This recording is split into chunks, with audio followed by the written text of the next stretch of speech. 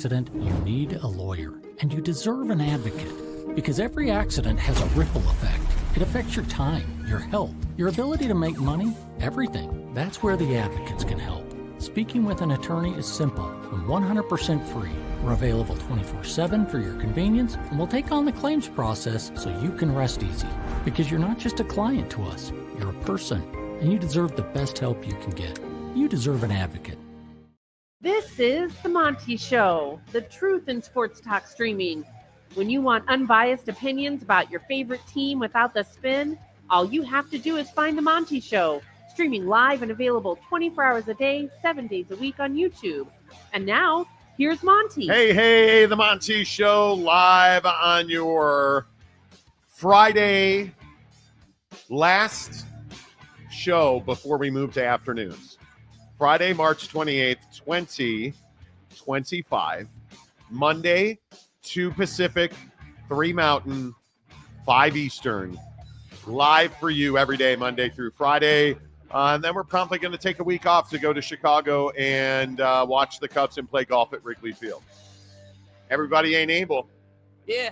You know, the Monty Show is always presented by The Advocates at theadvocates.com. If you get hurt in a wreck, if you are somebody that got hurt at work, unfortunately, The Advocates are ready to serve you. They understand when you've been injured in an accident, it's the worst day of your life potentially. Get clear, risk-free advice from The Advocates. Give them the claims process. Let them fight for you. You fight for yourself. Get healthy.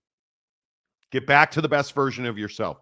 The Advocates are going to handle business because the truth is you never pay The Advocates out of pocket. You don't pay unless The Advocates win your case. Chaplain Injury Attorney live online, and it won't cost you a dime. Don't forget, Monday we also start partnering with The Advocates on raising money to end child hunger in this country. 1 in 6 kids doesn't know where their next meal is coming from. 1 in 6 kids is hungry. They went to bed last night without dinner. They may be waking up without breakfast. And when school ends, what happens to those lunch programs? They end too. Let's do our part starting Monday. And hey, listen, if you're so inclined, hit The Advocates on Venmo today. I like saying today like that. Today. Advocates donations on Venmo. No reason the kids should not have food. It's inexplicable to me. Mike Smith. Hello, Mountain Mama.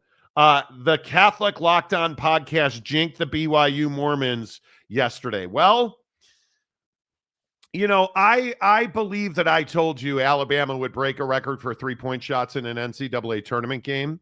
And I knew today would be shitty. Dismantle BYU. My prediction was 92-80. Was my final score prediction. The game ended 92-80.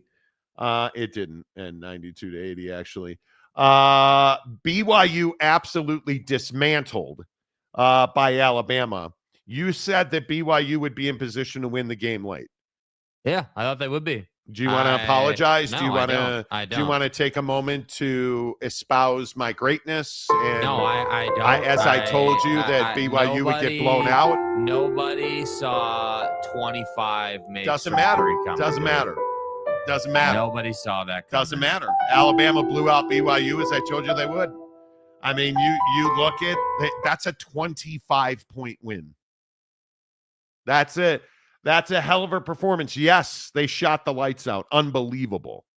Yeah, I agree, Ryan Smith. Min Kim ain't paying a single MF and player after last night. Right? I mean, it's wild to me just how good Alabama was last night. And I think before we get to Alabama, I think what did BYU basketball prove this season? Because, yes, they got absolutely torched last night. Yeah. But I think BYU made a statement. You won 10 games in football. You go to the Sweet 16 in basketball. Now, I think we would all agree, and I saw on Twitter last night people saying we only get so far and then we can't compete. I don't know that I'm willing to go that far. I agree you probably should have won the Big 12 championship in football. But there is no question this season for BYU basketball, this was a huge step forward. There's a lot to hang on to. I think KY Jelly after the game last night made a really good point. KY Jelly. Yeah. Not that you're not even going to comment on What that. am I supposed to say? It's Friday and we're lubing it up on the Monty Show talking about BYU. Kevin Young after the game last night. For me, I'll remember this for the rest of my life. Okay, and I know every one of you guys will too, especially those 4 seniors. I didn't say one word about the fact we were picked 9th in the Big 12. Okay, you're one of the last 16 teams standing in the whole country. You guys were picked 9th in the Big 12, and you guys just stayed at it and pounded the rock every single day. And then you had a magical run at the end. And this is like the 21st or something like that, 21st season for me of coaching. Okay, and I can honestly say this has been one of the funnest years of my life coaching. It's not every year that you have a real team. And then when a real team came together and you guys did something that a whole lot of people didn't think you guys could do. Okay? So for me, I'll be forever grateful for that. We'll be able to cherish this season for the rest of our lives, and we'll be a big family because of it. All right, let's go bring it in. I mean, he's not wrong. Right. This was one of the best BYU basketball teams ever. I think it is almost inarguable. It's the most talented team ever. But you ran into an Alabama team that was simply better than you. Mm-hmm. They were more physical. Obviously, they beat BYU at BYU's game. I mean, you can't look at this box score. And I don't know how you look at this box score. And BYU was 6 of 30 from 3. 6 of 30. Alabama was 25 of 51. They shot 49% from 3. You beat BYU at their own game. And the fact that, again, BYU, what did I say the number for turnovers for BYU 12. was? And they had 11 turnovers. Yeah, I didn't think they played particularly poorly in terms of ball security. I actually, regardless of what Twitter a-hole wants to say about BYU, I actually didn't think they played particularly poorly defensively. I think Alabama just made shots, dude. I think, first of all, Alabama made shots. Yeah, you're exactly I mean, right. there were so many times where I was watching that game and I was like, bro, that's a great closeout, really good defensive rotation, made the shot. Like Sears just lighting you up. It is what it is, man. And I disagree with the sentiment that, hey, we get so far and then we can't compete. I do think for this team, yeah, you played a better team last night and they showed you why they were better. Yeah. Now I do think there is some consolation for BYU in the concept that, you didn't play your best game last night, not even close. And you shot it horrifically. You employed this strategy early in the game, which I thought was fascinating, where you were trying to play high tempo, beat their defense down the floor, and get a ton of open looks. And initially, that was actually working for you. It took Alabama some time to kind of find their way in this game, I felt 8 minutes. It took Alabama 8 minutes. Yeah. To figure out that BYU was not looking for threes in the first half. And I think the biggest criticism I have of this game is you got to be you. This is the Sweet 16. You didn't get here by scoring 50 points in the paint on a nightly basis. You got here by dropping bombs on people. And I think BYU came into this game and tried to be something they were not. And it cost them dearly because they could not compete defensively. I think you saw the Alabama defense that I talked about. Alabama absolutely took them off the three-point line. Yeah, all the people saying that Alabama can't play defense, you look silly today. Yeah, I think that Alabama took BYU off the three-point line. BYU put up 50 points in the paint, no doubt about it. The officiating was terrible on both ends of the floor, so you can't say the officials cost them the game. I just think that when we look at Alabama, I think Alabama is a more physical team. I think Alabama is more well-rounded, and I just think BYU couldn't guard the three-point stripe last night. A lot of those three-point shots by Alabama were open looks. And ultimately, at the end of the day, BYU had a big season in basketball, and they needed to. And I think now you look at A.J. Debinsa coming in, and you look at the future of this club, I think it's nothing but It's nothing but bright and really exciting. That does not make you feel better about the fact that Alabama absolutely dominated BYU. Yeah. If you're a BYU fan, This whole concept of BYU only gets so far and then can't compete, I just disagree with it. I do think that in this game, BYU is not 25 points short of Alabama. I think that BYU is probably 8 to 10 points short of Alabama, and on their best night, I think if BYU shoots 40% from three in that game, like they typically do, we're talking about a really tight game, and BYU held their own and did everything they could and just ran into a better team. That's what the narrative would be, because you would have lost by 8 points instead of 25. And that's the difference. In football, there's no excuses, dude. You guys dropped the ball. There's no question about it. Like, you were better than Kansas. You were better than several of the teams you faced down the stretch, and you didn't do what you were supposed to do. You should have been in the college football playoff if you just handled your business. So Correct. I don't want to hear about, hey, BYU gets so far and then, we can't compete. You just didn't execute in football, and that's why you didn't go to the college football playoff. In basketball, I kind of feel like after watching that game that Bama is just a better team than you are, but I don't think they're 25 points better. So I just think that any BYU fan today, ripping BYU or saying that somehow this wasn't a good season, or like, I just think you lack perspective, bro. Like you made it to the Sweet 16 in year one, man. Like what does year 4 look like under Kevin Young? What does give the guy a couple of NIL cycles to really build a reputation for himself and really show like, hey, AJ came here. We went to the Elite Eight and improved on the last season. And imagine what it looks like if you come here. Like, you look around football and basketball, and that's the narrative you have to have at play to have success in NIL. You have to be able to say, well, hey, look what we just did. And then, project forward. If you join our program, what would it look like? That's where the most successful teams are, or that's how they're pitching kids and getting kids to close in NIL. So I don't want to do the whole thing that we always do with BYU fan, where it's like, oh man, everything's horrible and what a terrible season and Kevin Young sucks and Min Kim should have paid more people. Like, let's not do that. It was a great season for BYU basketball. Bro. Yeah. The troubling thing is Alabama made 35 field goals in this game. Do you guys know how many field goals BYU made in this game? 33. And they got blown out by 25. So let me get this right. Alabama only made 2 more field goals than you, but they beat you by 25. The reality is Alabama showed us last night why I think they're going to the Final Four, because I do think they're going to beat Duke. I have that picked in my bracket. I have Duke and Alabama in my Elite Eight. I think Alabama's length is uniquely qualified to beat Duke. And as good as Cooper Flagg was, holy cow, was Cooper Flagg good. Caleb Love was very good. Cooper Flagg was just better. I am amazed at Cooper Flagg. I mean, he's 18 years old. He had a horrific ankle injury that looks like is not a factor. His defense is just as good as his offense.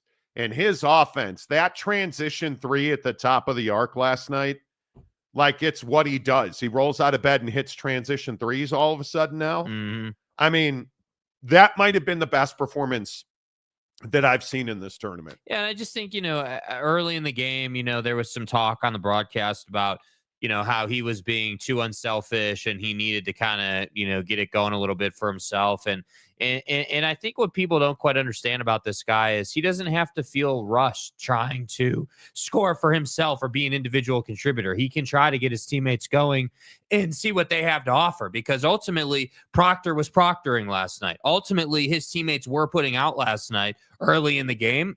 So he didn't need to get going. And then when he did need to turn it on, he did turn it on, and then he just never turned it off and carries them to a victory. So Duke scored 100 points last night. Yeah, it made it look relatively casual, I must say. I mean, watching the game, like you look at Cooper Flagg's, some people call it situational awareness in basketball. It's just basketball IQ, understanding where you are on the floor, who you're playing with, what the opposition is trying to do to you, and executing. And he is just really, really, really good at that. Like, he understands, like, if you just watch him on a defensive possession, don't watch the ball, don't watch anyone else, just watch him. You can see him looking at the whole play and saying, yep, I know where they're going to go with this. The alley-oop. Yeah. I know where they're going to go with this, and I'm going to be there. And that's what elite players do. And it is very impressive to watch. To have 35-5-5 is remarkable. He's only the second freshman ever to do that. And there's not enough praise for Cooper Flagg. He's the best player in the tournament. He's going to the NBA draft. It was just a virtuoso performance. And when you start looking at the way that Alabama and Duke match up, I think Alabama can handle Cooper Flagg. They have enough length. They have enough layers in their defense, and they'll keep him off the three-point line. And that's the real key. I think you can't let Cooper Flagg, like that left step three that he hit in the second half last night was absolutely a backbreaker. Like, that is such a frustrating three ball to give up because you defended him well, and you had one moment of a back step, and he took advantage of you. Like, it just was, you scored 93 points and lost to Duke because Duke put up 100. If you're Arizona, that's got to piss you off something mighty. Like, can you getting that? Like, if you look at if you think the BYU numbers are strange, look at Caleb Love last night. 11 of 21 from the floor, 5 of 11 from three, 8 of 9 from the stripe. He scores 35 points, 4 boards, and a dime piece, and they lose. Yeah. I don't even know how you explain that. And Vasar having what I thought was a really good game with 13 and 6, and I'm amazed at how basketball, you can look at stats and basketball doesn't tell the story. Right.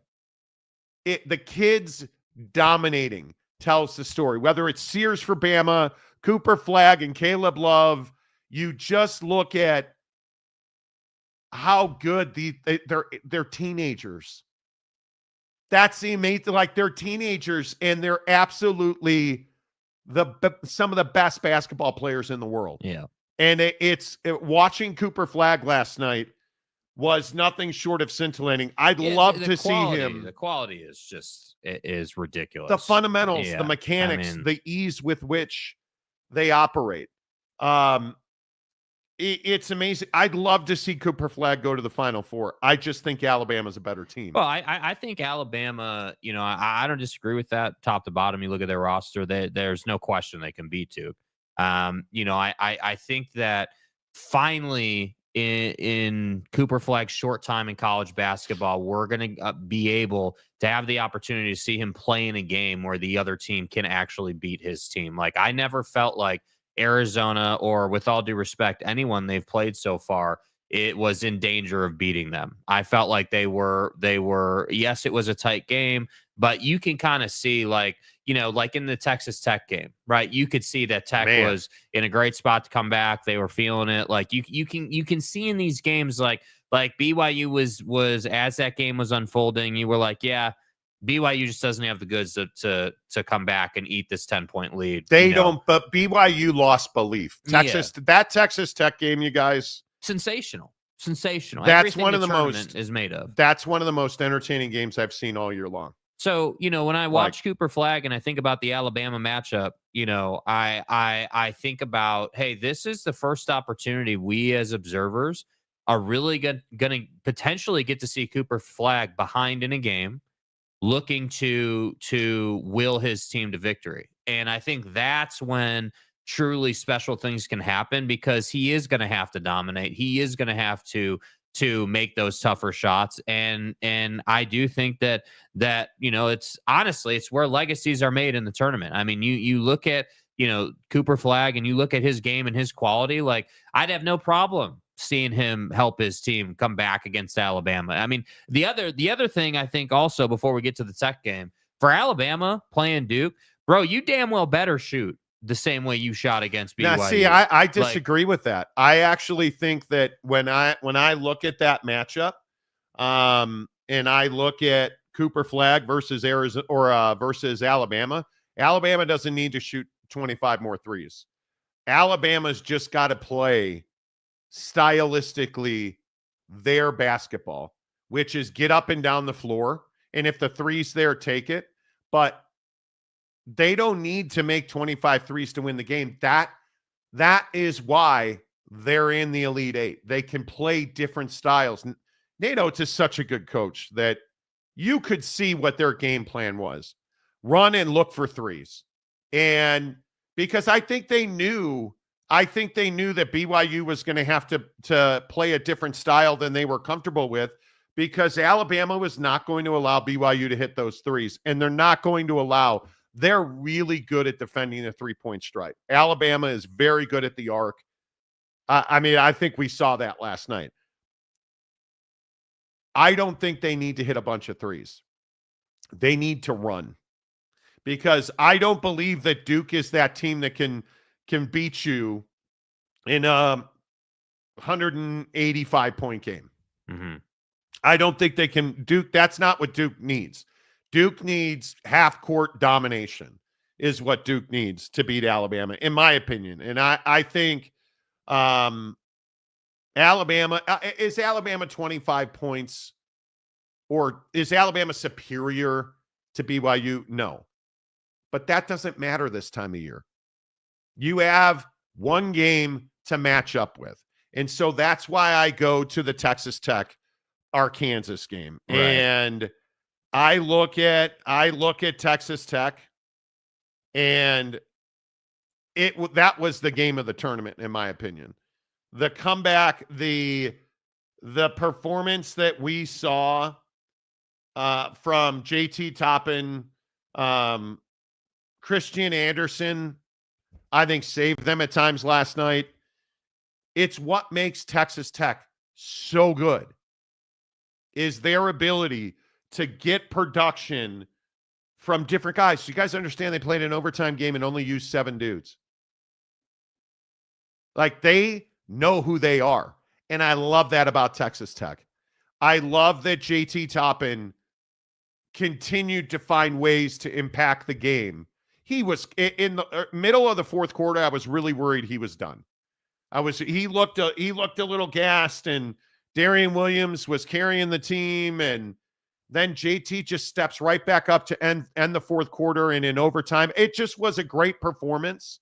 It saved the Big 12. Let's be very honest about that. Yeah. The Big 12 needed that win. They absolutely need Houston tonight.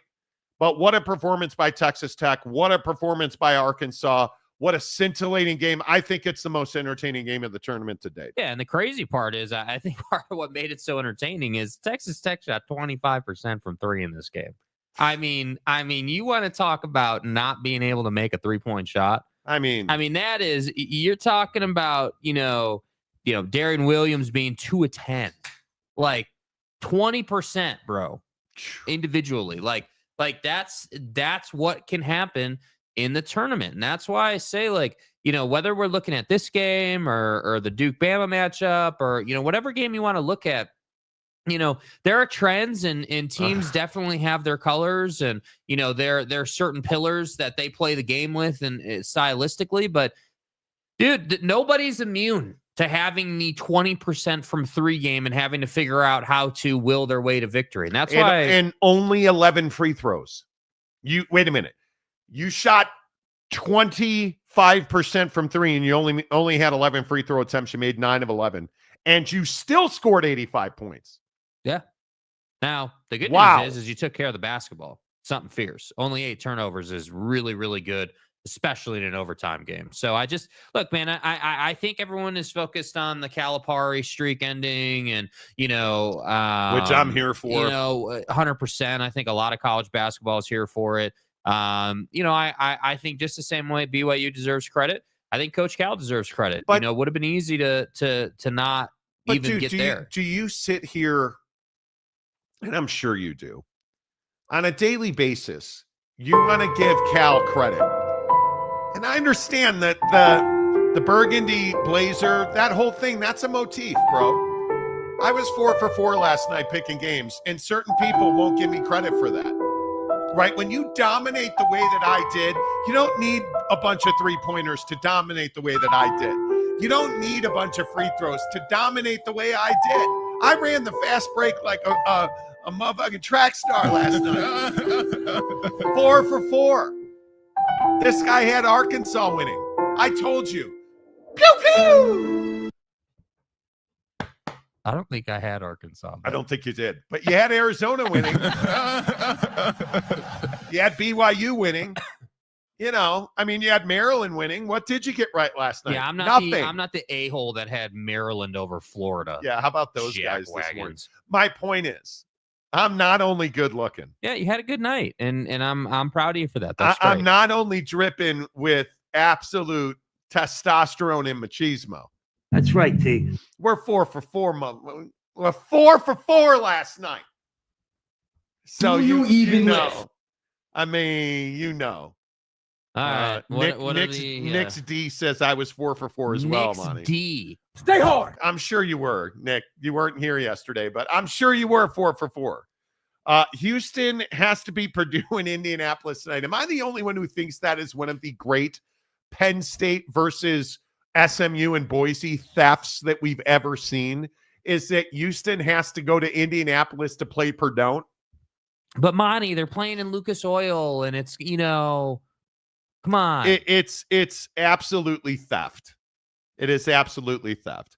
Shout out to Lopes fan Gabe, who gives 10 Monty Show membership. Nice. Thank you, Gabe. Always good to see you. I mean, if you don't have a membership at this point, yeah, I don't know what you're doing. I don't know what you're doing. Nick Smirjizikov. So Nick Smirnoff. Same thing. Brigham Young, what happened? Brigham Young's been dead for quite a few years. I'm not sure that he had anything to do with the game last night. Nick D, Duke has the best defense in the country and the best offense. I would totally disagree with that. I don't believe that. I think Duke on a night in, night out basis has good offense. BYU's got the best offense in the country, statistically, efficiency wise. I think that you have to stop Cooper Flagg from doing something. You're never going to shut down a guy like Cooper Flagg across the board, but you can't allow him to score and dime out. You can't allow him to shoot transition threes. You can't do that. If you're going to allow him, like we saw last night, if you are going to backpedal beyond the 3-point line in transition against Duke, they're going to torture you. Yeah.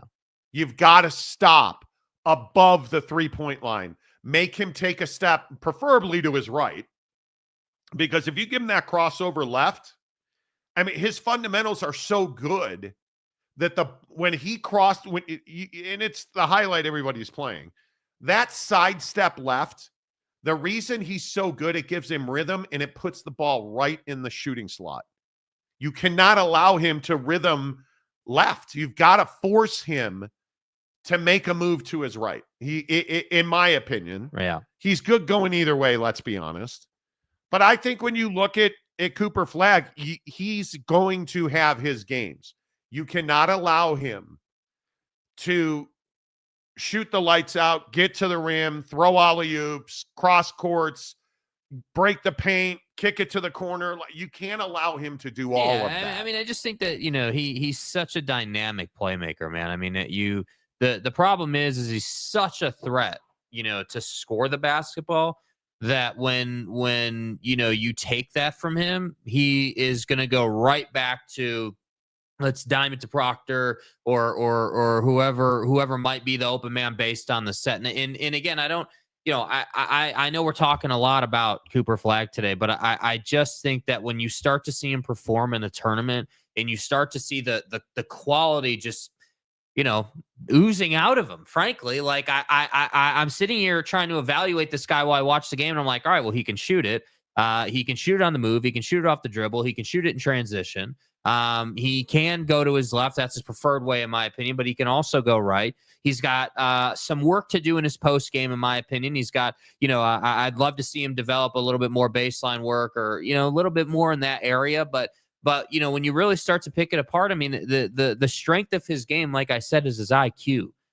Whether he has the ball or he doesn't have the ball or he's playing defense in zone or man, the guy can look at the set and look at the guys on the floor and say, yep, we should move the ball this way, or my man's here. That means I can sag off there. Like, the guy just is seeing the things happen before they happen, which makes it really difficult to slow him down. Yeah. And I think that when you talk about, trying to limit him, when you talk about trying to make his life more difficult, that's the hard part with great players, is that not only does he have size, but he has athleticism and speed but and you finish. have to take something away from him. Cooper Flagg is,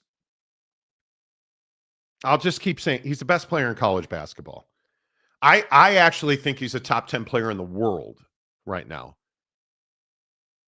You cannot allow Cooper Flagg to have it all. And Alabama is going to take something away from him. It's as simple as that. And my guess is they're going to take the 3 ball away from him. Yeah. They are going to make him pass the ball, and they're going to make other guys beat them. Alabama is going to force Cooper Flagg into the paint, which is fine because he's the guy's an unbelievable finisher. But they're going to make him give the ball up. And they're not. I think you are going to see Alabama do everything they can do to prevent him from making even a single 3-pointer in this game.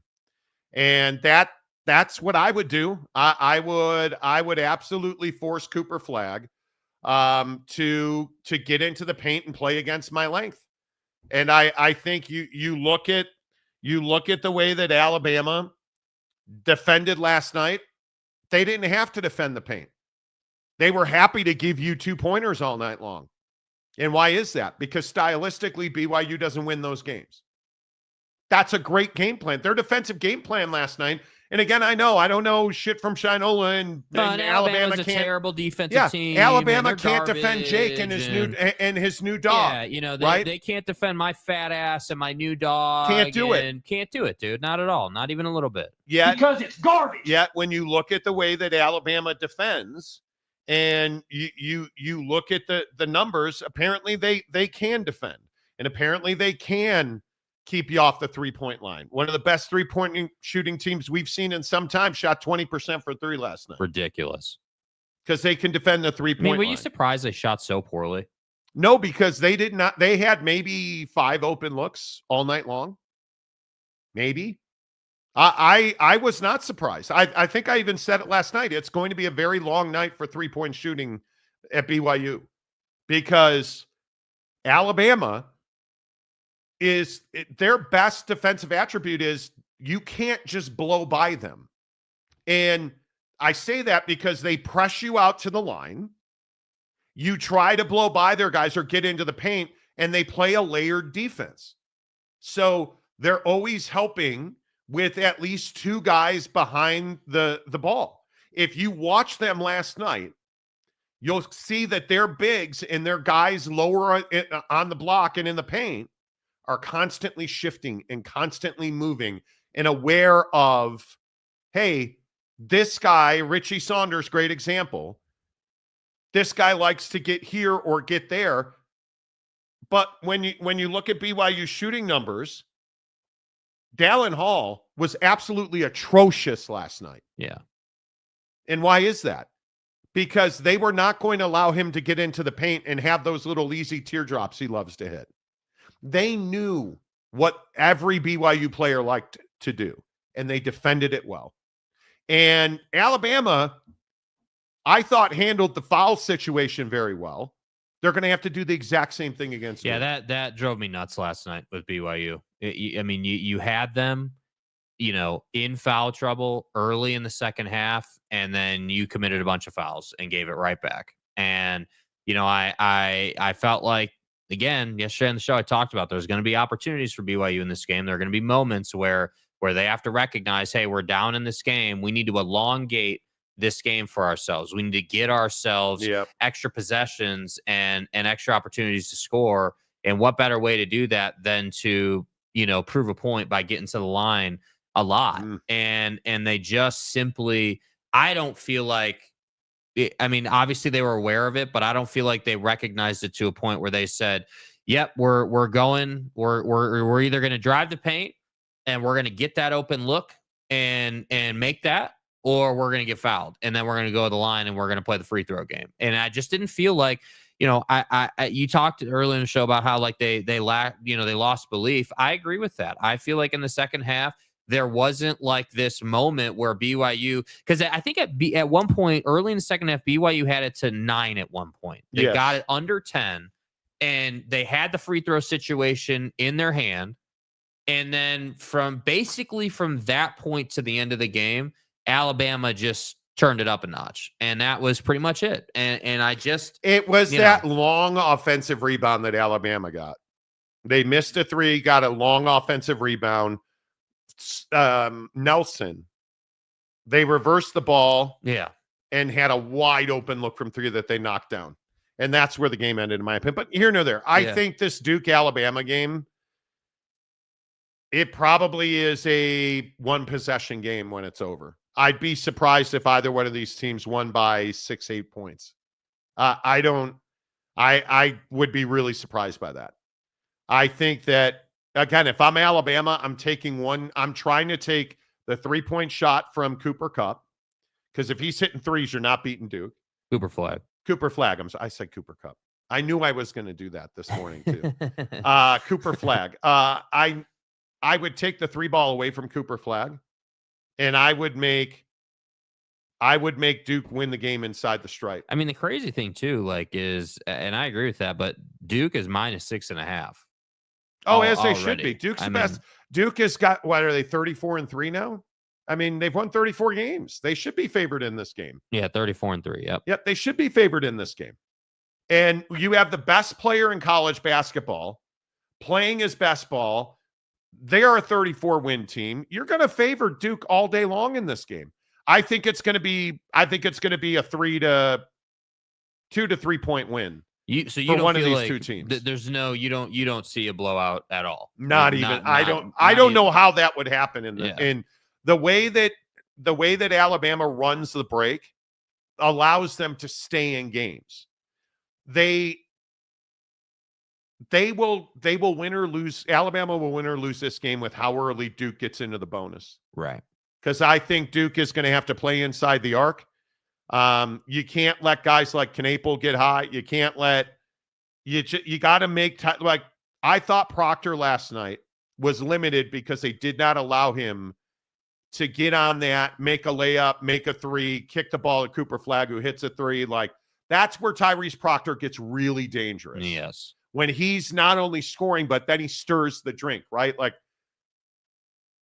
Cooper Flag you got to take the 3-ball away from him, and you got to make them play inside the arc. And I think it'll be a very close game. Yeah. I think it will be a very, very close game. And we'll have to see what happens. Nick D, Monty Cooper's another Kevin Durant, tall and athletic. Nobody's arguing that.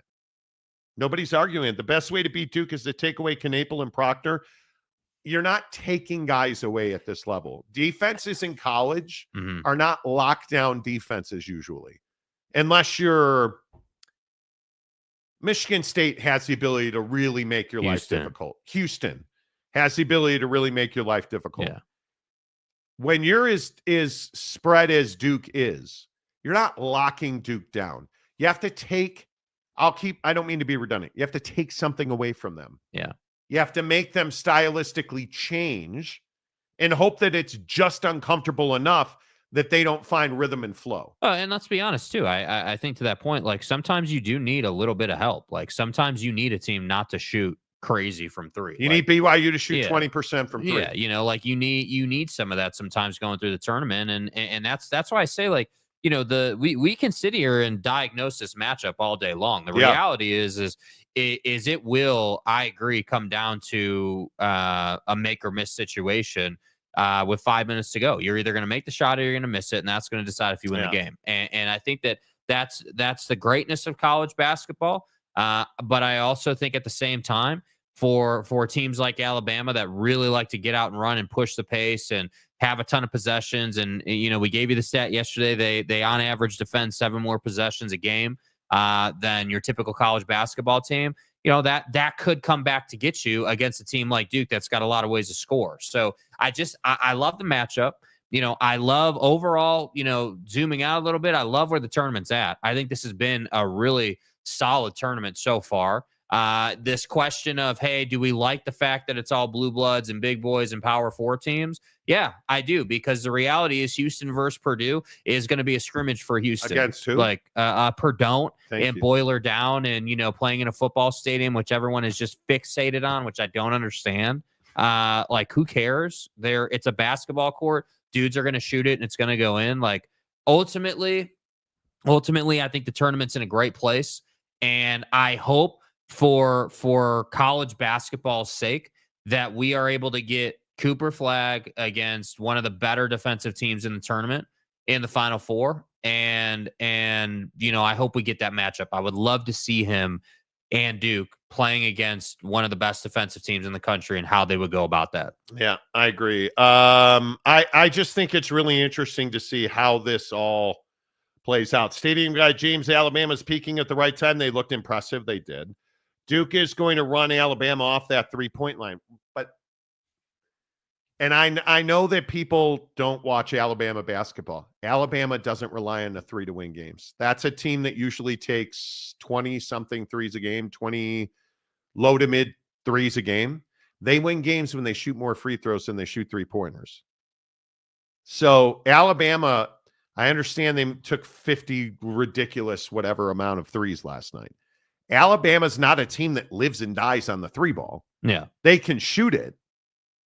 But I would not expect Alabama to shoot 50 more threes. Yeah, they chose to go about it that way against BYU because that's what the matchup dictated. Yeah, I think that's correct. Norge, Bama's defense will turn Cooper Flag into Sheldon Cooper. But Norge, you said that Alabama doesn't play defense. Yeah, I thought Alabama didn't play defense, dude. I'm just curious, what do you mean Alabama's defense? I thought they didn't. From what you told us the other day, Alabama doesn't even come over the half court line to play defense. Yeah. So I don't know what you mean. If you want to explain that, you know, Car Wash Channel, I'm glad BYU lost. Well, I'm not glad BYU lost. I'm glad we got 3 really good games and a historic performance. It was fun to watch Alabama drop threes all over the place. I mean, that was a historic performance. So I'm not glad BYU lost, you know. Nick D says, Jake, come on, Perdone. Yeah, exactly. My bad, dude. That was me slacking off. That's my bad. You know, at least be better. Yeah. I think it'll be interesting to see how does Texas Tech fare. Well, were you guys impressed with Texas Tech last night? I mean, impressed isn't the word I would use. I think that they didn't play great. They found a way to win, and they deserve a lot of credit for that. But you know, the 20% from 3 number just can't happen. Well, you know? and you got to have, I felt like there was a lack of intensity is probably strong. I was a little surprised how long it took Texas Tech to get going. To have to come back like that. I mean, you were only down 7 at the half, I think. And then to win the second half and then go to overtime. And I just thought Toppin in the late fourth quarter and overtime was very good. Mm-hmm. And they need him to be that. They need him to be that again, because it was a little nervy that Like his overtime buckets, those 3 layups he made essentially, that one in the paint right at the arc was sensational. And it's a little scary that when you look at his first half numbers, he did not play altogether well. He didn't make a 3-pointer in the first half. Didn't make a 3-pointer in the second half, like struggled, really had to work hard to get his buckets. I think if we're talking about a big player, I think that Darian Williams 3-ball from the right side of the floor that's when you knew we had a real game. Right. That's when you knew we had a real game. But it's going to be interesting to see how all this plays out, because when I look at what's going to happen on Saturday, the games tonight are going to be great. I think I would take Houston over Purdue. Man, am I the only one that has a hard time picking against Tom Izzo? I have to believe that Auburn wins that game. How and why, and that's going to be the interesting part. And then Tennessee and Kentucky played? This will be their 3rd game this year, I think. I think Tennessee's a better team, but Kentucky's beaten Tennessee twice this season already. So I don't know. I think it's going to be very interesting to see how these games play out tonight. Yeah, I mean, I think if you look at the sentiment just with like lines and who's favored and who's not, I mean, Auburn, I think most people agree Auburn should handle Michigan. I think the Michigan State Ole Miss game is one that I would agree. It's hard to pick against Tom Izzo in that situation. It's hard to sit here and say like, hey, you're 3.5 point favorite. The number is 144.5. You're talking about playing a 70s. That just doesn't feel like a lot of points. Yeah, it does. It feels like, the thought is a slower game, a 30s game at the half, grind it out kind of in the second half type game. And I would agree. I think if Ole Miss thinks they're going to play an X's and O's half court game with Tom Izzo and win the ball game, that's probably not a great formula for success. You look at Ole Miss and you start to understand they dominated Iowa State. They handled North Carolina. Obviously, this is a solid team, but I have a hard time seeing them beating Michigan State. I think that Tom Izzo is a Hall of Famer for a reason, bro. He is a legend for a reason. And this is someone who knows how to win games. So I agree. I would have Michigan State over Ole Miss. I want nothing to do with Kentucky and Tennessee. I think that's going to be a difficult one to pick. I think that game could go a lot of different ways. I would stay away from that one. If you're someone who is trying to do money lines and stuff, I'd stay away from that. I like Auburn over Michigan, mainly because Auburn is a tough physical team that has no problem playing some bully ball. And then obviously it goes without saying Houston should absolutely rout Purdue. Michigan, Auburn, that game, I got to take Michigan State over Ole Miss. I'm not picking against Tom Izzo. Yeah. I have to think Auburn beats Michigan. Mm-hmm. And then, I think if we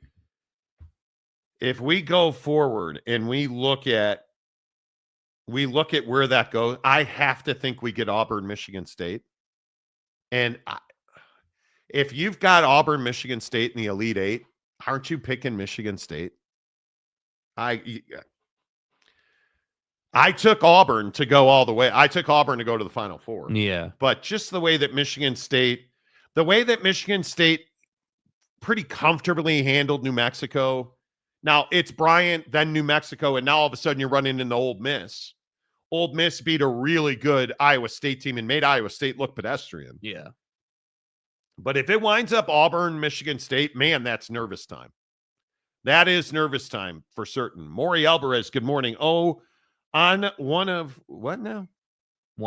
my friends is a Big Ten Tennessee fan and is really hoping for an upset tonight.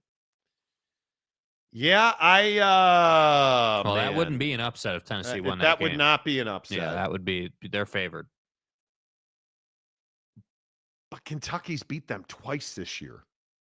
And I find it hard.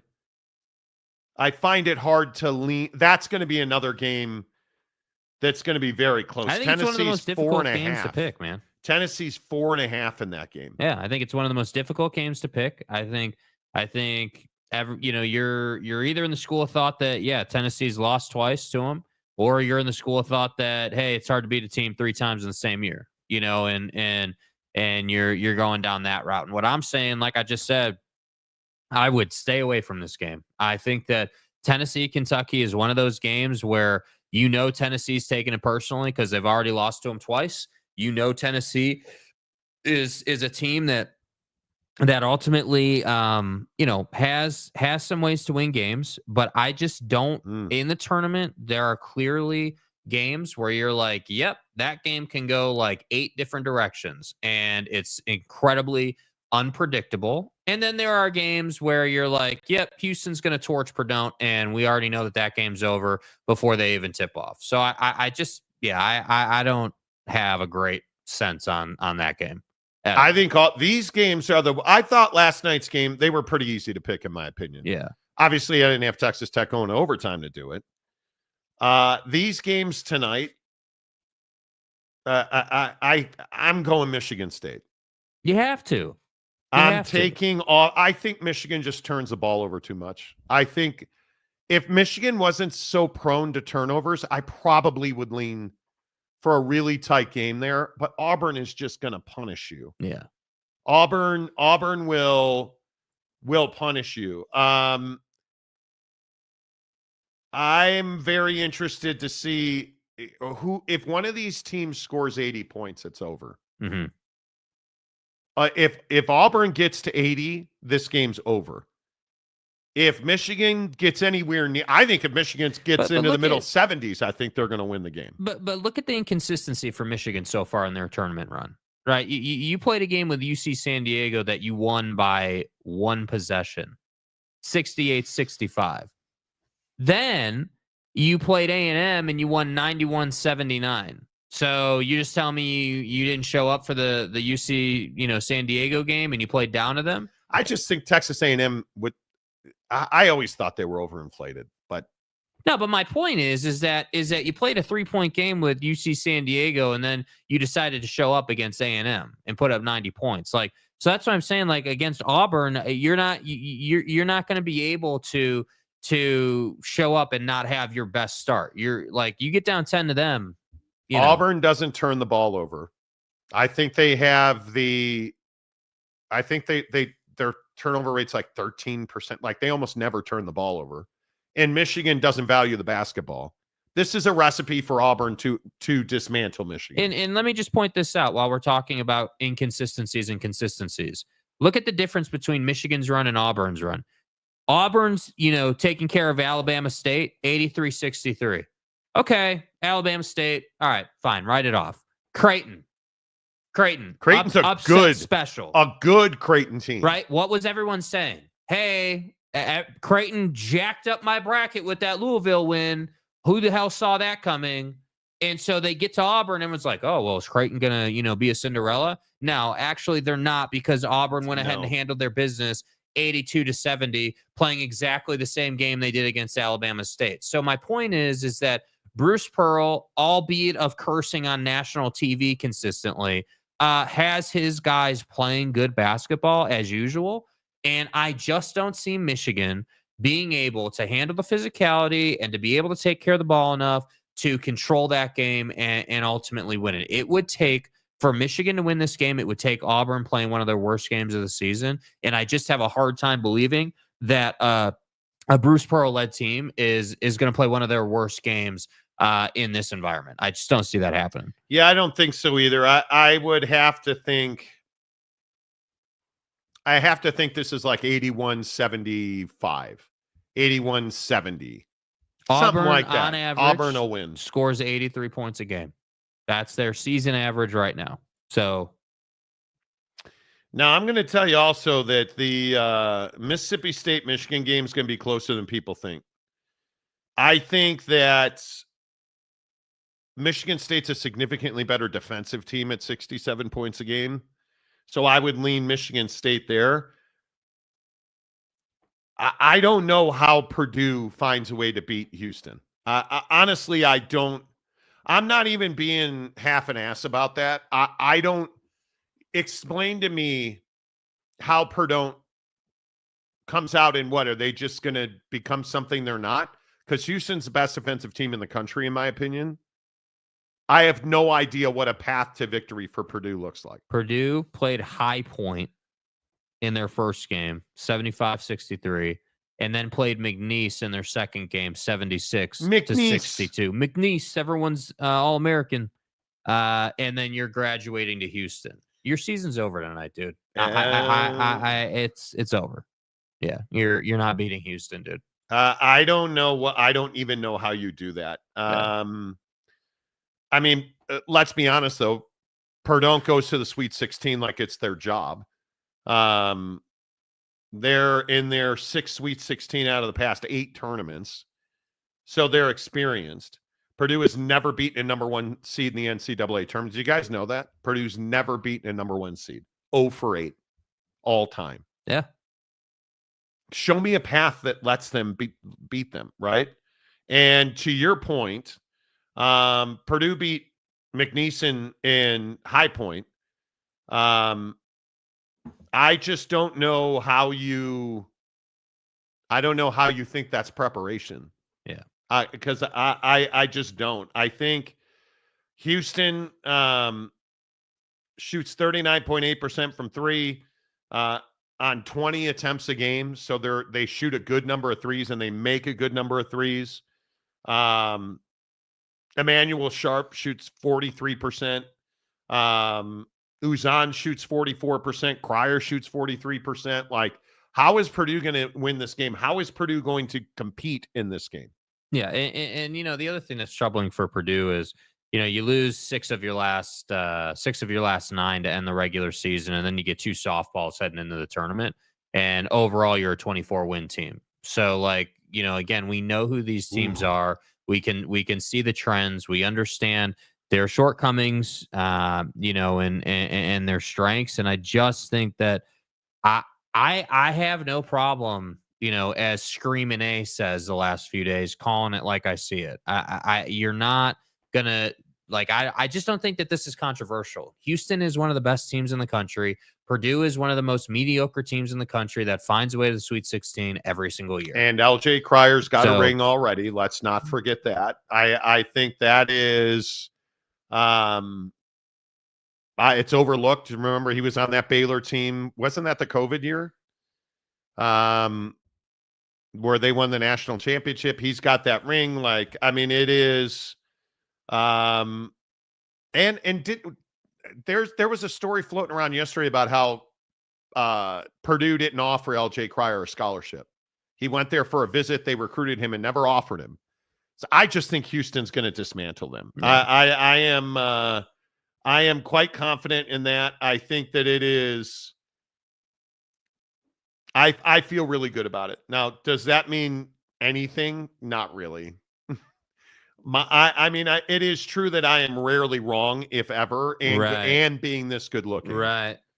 So, you know, but let's get some of your comments. Anybody picking Purdue? Anybody? Jeremiah Champion, I don't know if Tech can beat Florida.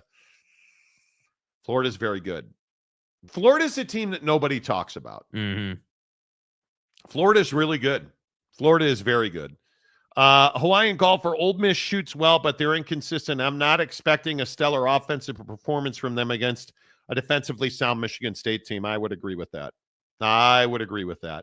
Jay Chapman, Michigan doesn't value the basketball. Do you disagree with that? Yeah. Are you like, what is that? What's the, I don't know what that means. Rolling on the floor laughing. Is that what that means? Michigan turns the ball over a ton. It's so interesting to me how basketball games in particular present these stylistic conflicts. Like, Auburn has one of the lowest turnover rates in the country.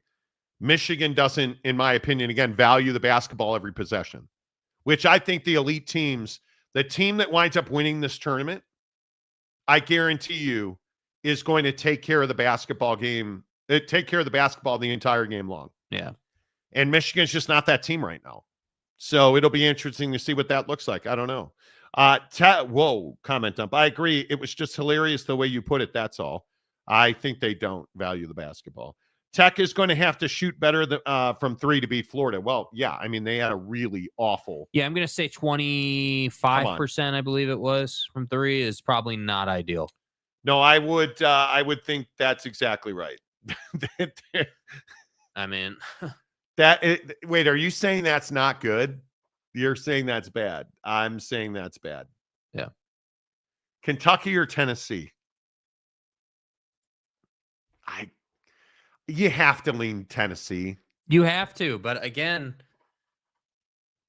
you guys know where I'm at on this. I don't feel good about that pick. I'm not like, oh man, that's just at write all. It down. Like I have trouble seeing Kentucky beating them 3 games in a row in the same season. That would be pretty surprising.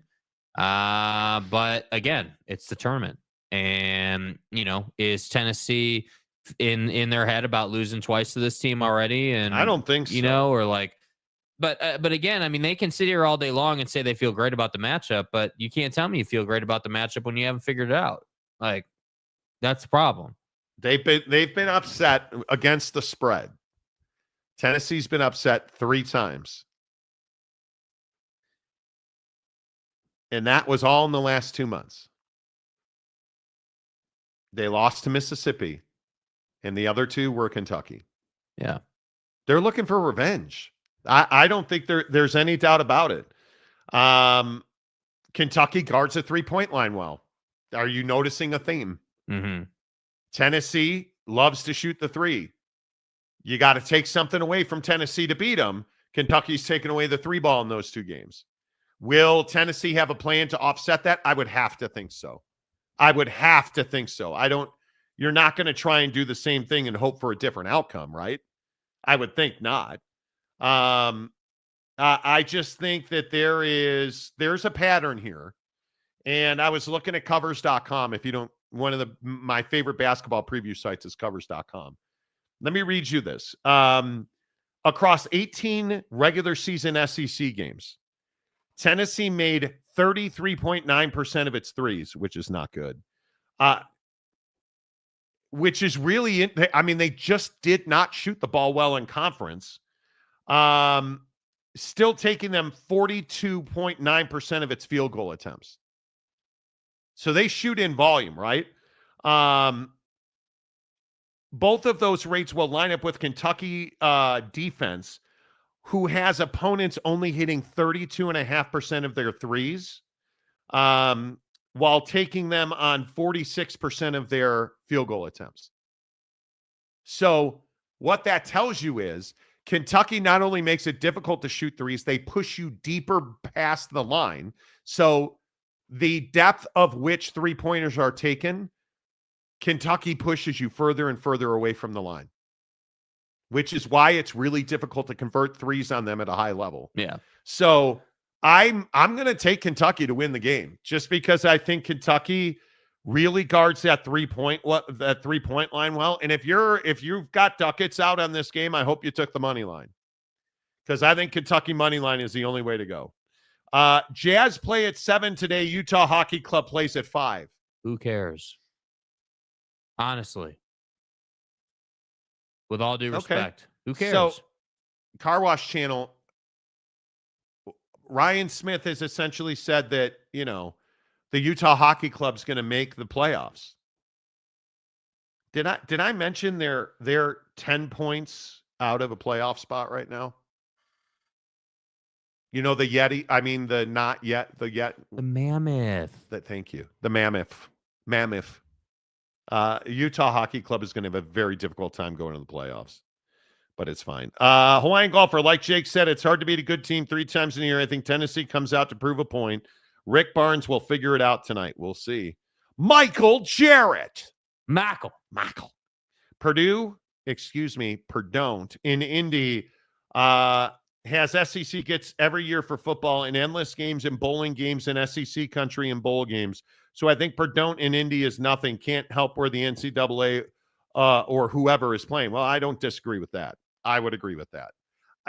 At this time of year, do you guys really think home court advantage in college basketball in the tournament is a real thing? No.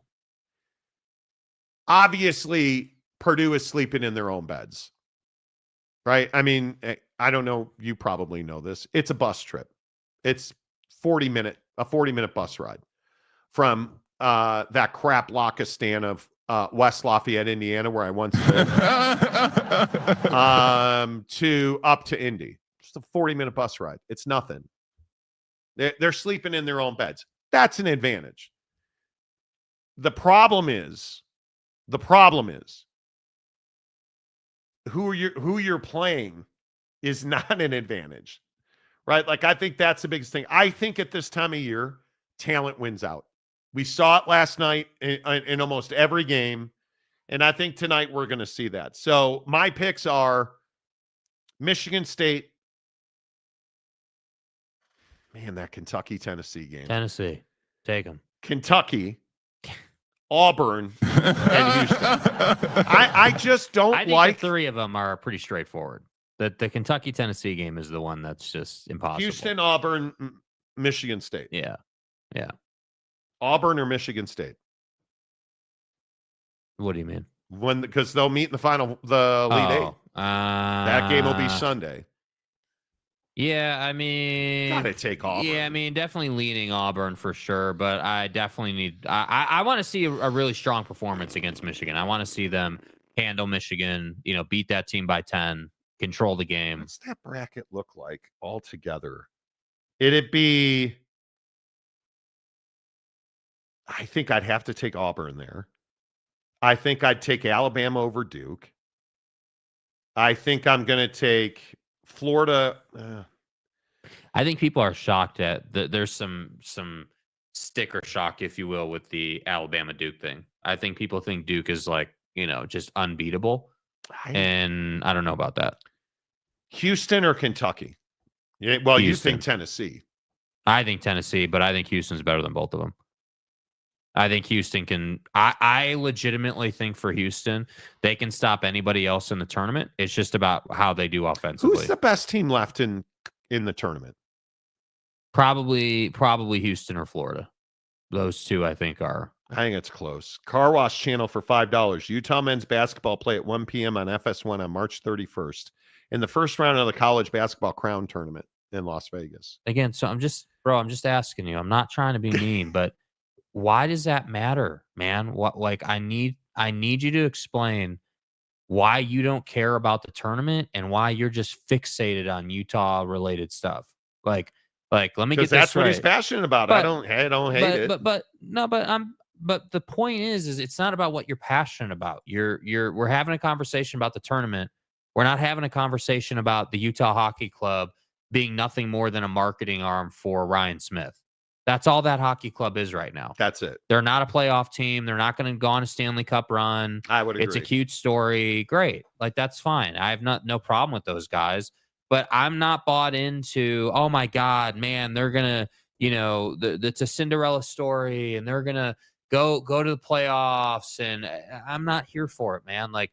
I don't mind talking about Utah sports when we're having that conversation on any given day.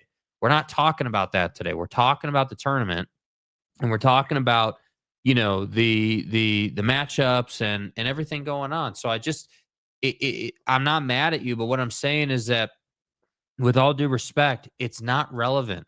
Respectfully, I don't care about Utah playing in the Crown tournament. I care about the NCAA tournament. the NIT is not on my radar, bro. I'm focused on NIT. I'm focused on the NCAA tournament and the Sweet 16. That's what I'm focused on.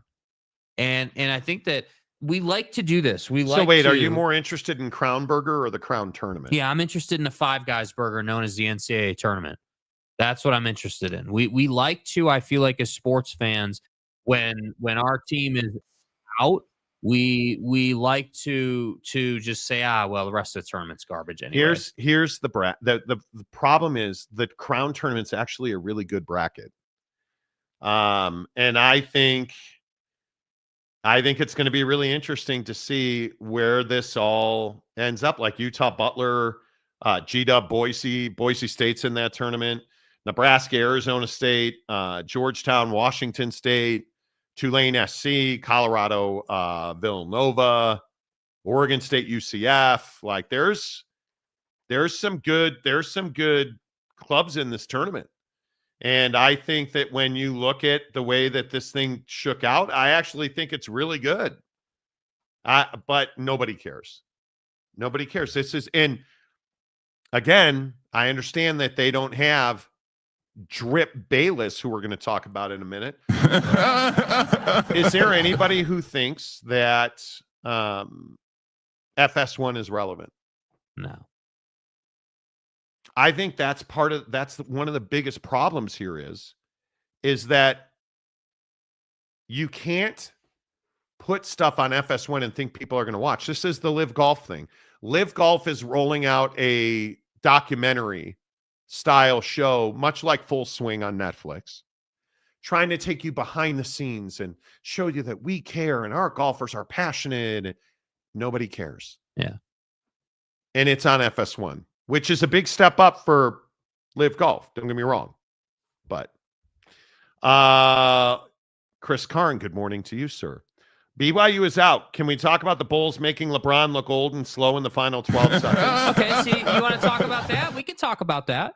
Can somebody explain to me, first of all,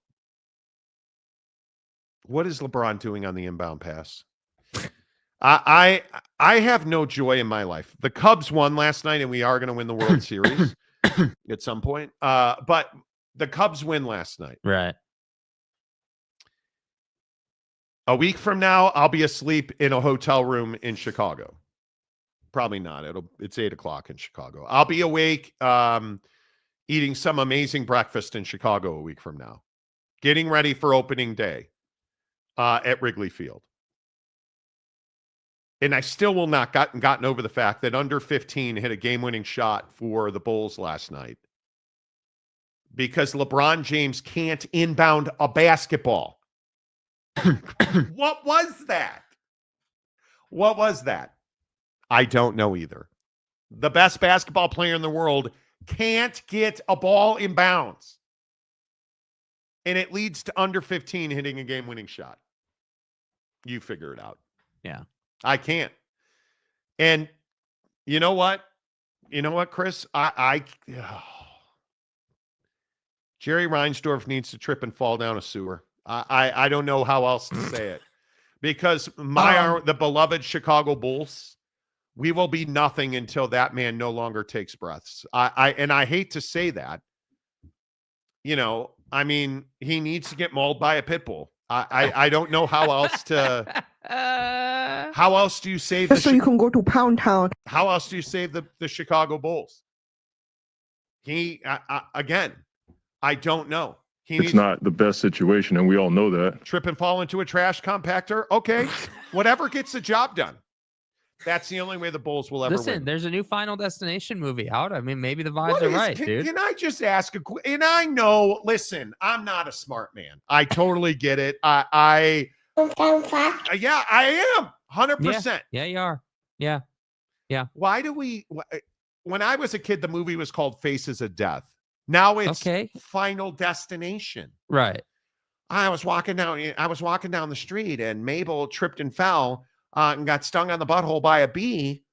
And when she fell over, she knocked a power line down and she was electrocuted to death in a sprinkler. And it sucks. That's what this movie's about. Because I don't want them to see me down. Well, they're going to see you down if you go to see that movie. It's a movie about different spectacular ways people can die. It's driving behind the semi truck that's got all the lumber on it, you know, and the lumber gets loose and, you know, impacts your face through the windshield. That's what this movie's about, dude.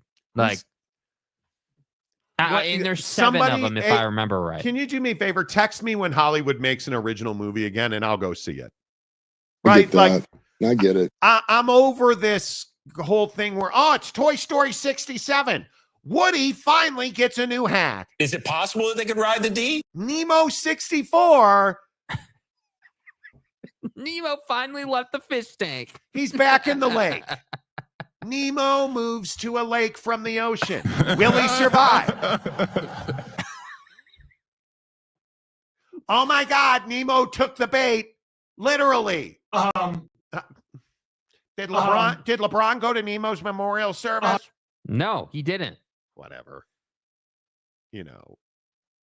Who said Willis Tower? What is Willis Tower? Willis Tower's not real. And I shouldn't joke about this. You want to see Willis Tower?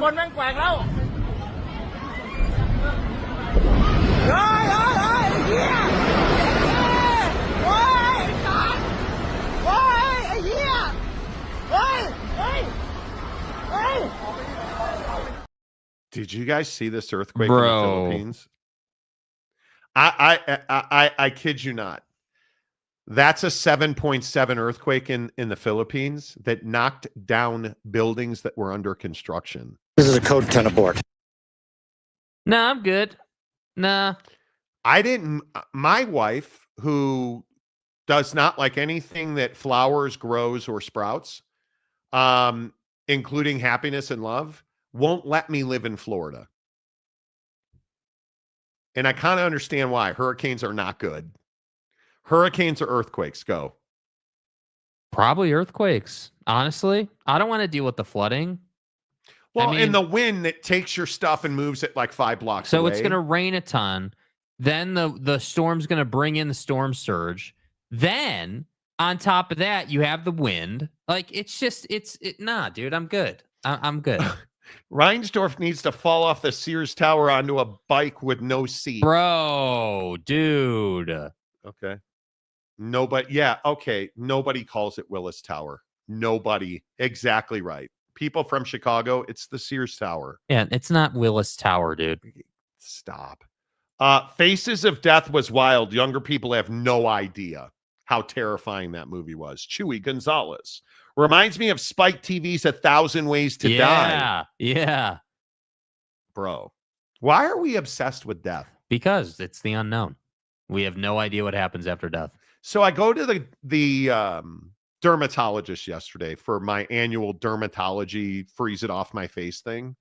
And I have one. It's right. Can you guys, I don't know. Can you guys see that? Yeah, they can see that. I have one right there. I walk into the dermatologist's office. He pokes and prods every bump on my body, picks up this can of frozen stuff. It's like, this is going to be uncomfortable. And just blows this thing off the side of my face. The ass vacuum vibes. Dude. But he was talking about that people won't go to the doctor. He's like, people don't get checked. He said on your show tomorrow, tell people get checked. You can go to a doctor one time for 20 minutes and never have skin cancer. Or you can never go to the doctor and always have skin cancer.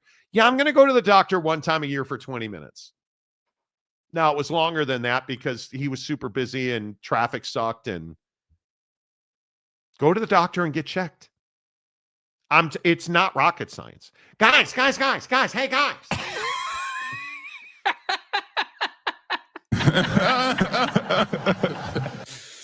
Dude. Bro.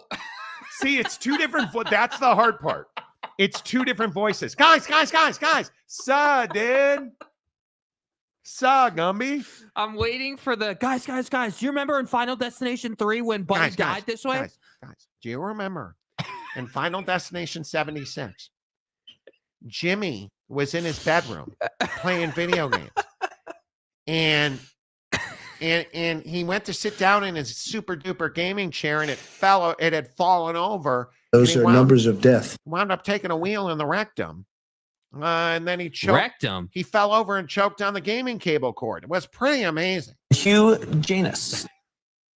Like the most creative things you could ever think of. Give me earthquakes every day. Yeah. So you would really rather deal with earthquakes than hurricanes? Yeah. So are hurricanes and tornadoes in the same category? Yes, I think hurricanes are worse than tornadoes, mainly because the wind is about the same, except with hurricanes, you've got the ocean water and the rain. And you're flooded. So like it's worse. But and then sanctimonious. Yeah. You know. So Florida or California? I would prefer California, but Only because you know California. yeah. Well, and the humidity. I'm not a humidity guy. Okay. I lived through the Northridge earthquake and Hurricane Andrew. They both sucked, but you're uniquely qualified to talk about this, sir. Hurricanes. He's a Miami fan. See what he. Okay. But I will take knowing something is on the way to prepare than having no idea it's about to hit. That's an interesting take. That's definitely an interesting take. The terror of, I can tell you, I lived through the terror of tornadoes as a kid. Growing up in Chicago, there's some terror in that. I think you might be right. I can at least pack my stuff, you know. The earthquake was in Thailand and Myanmar, not the Philippines. I said the Philippines. I apologize. It was in Thailand. Look, but seriously, you guys. I think just fall down. Just fall down.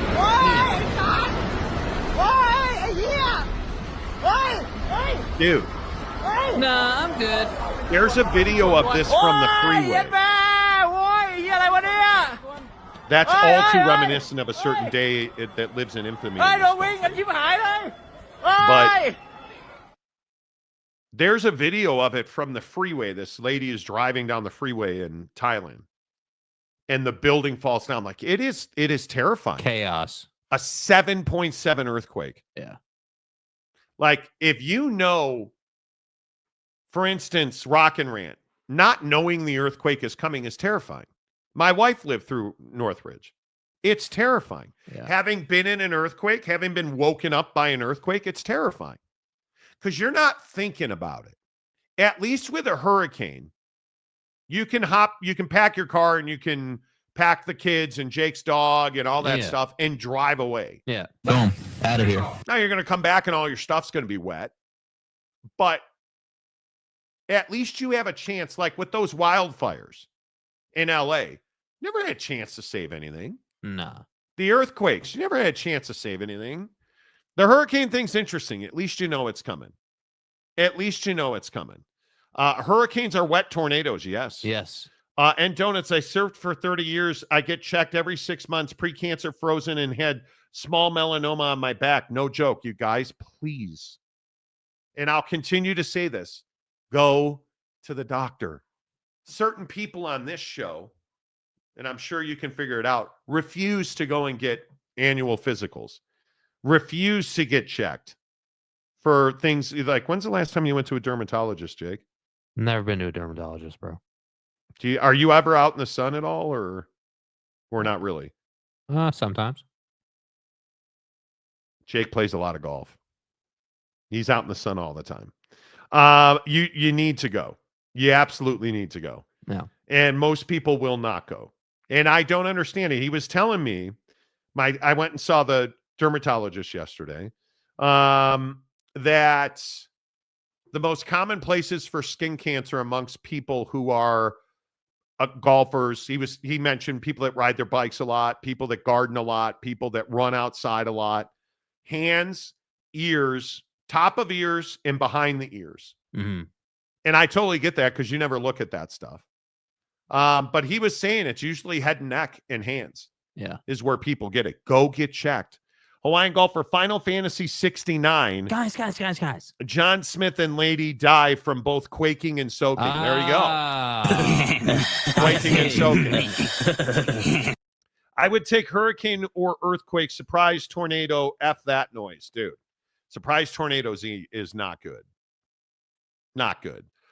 Bill, Floridian that rode through Hurricane Ian. I'll take hurricanes over earthquakes. I don't see coming any day. That seems to be a common trend now.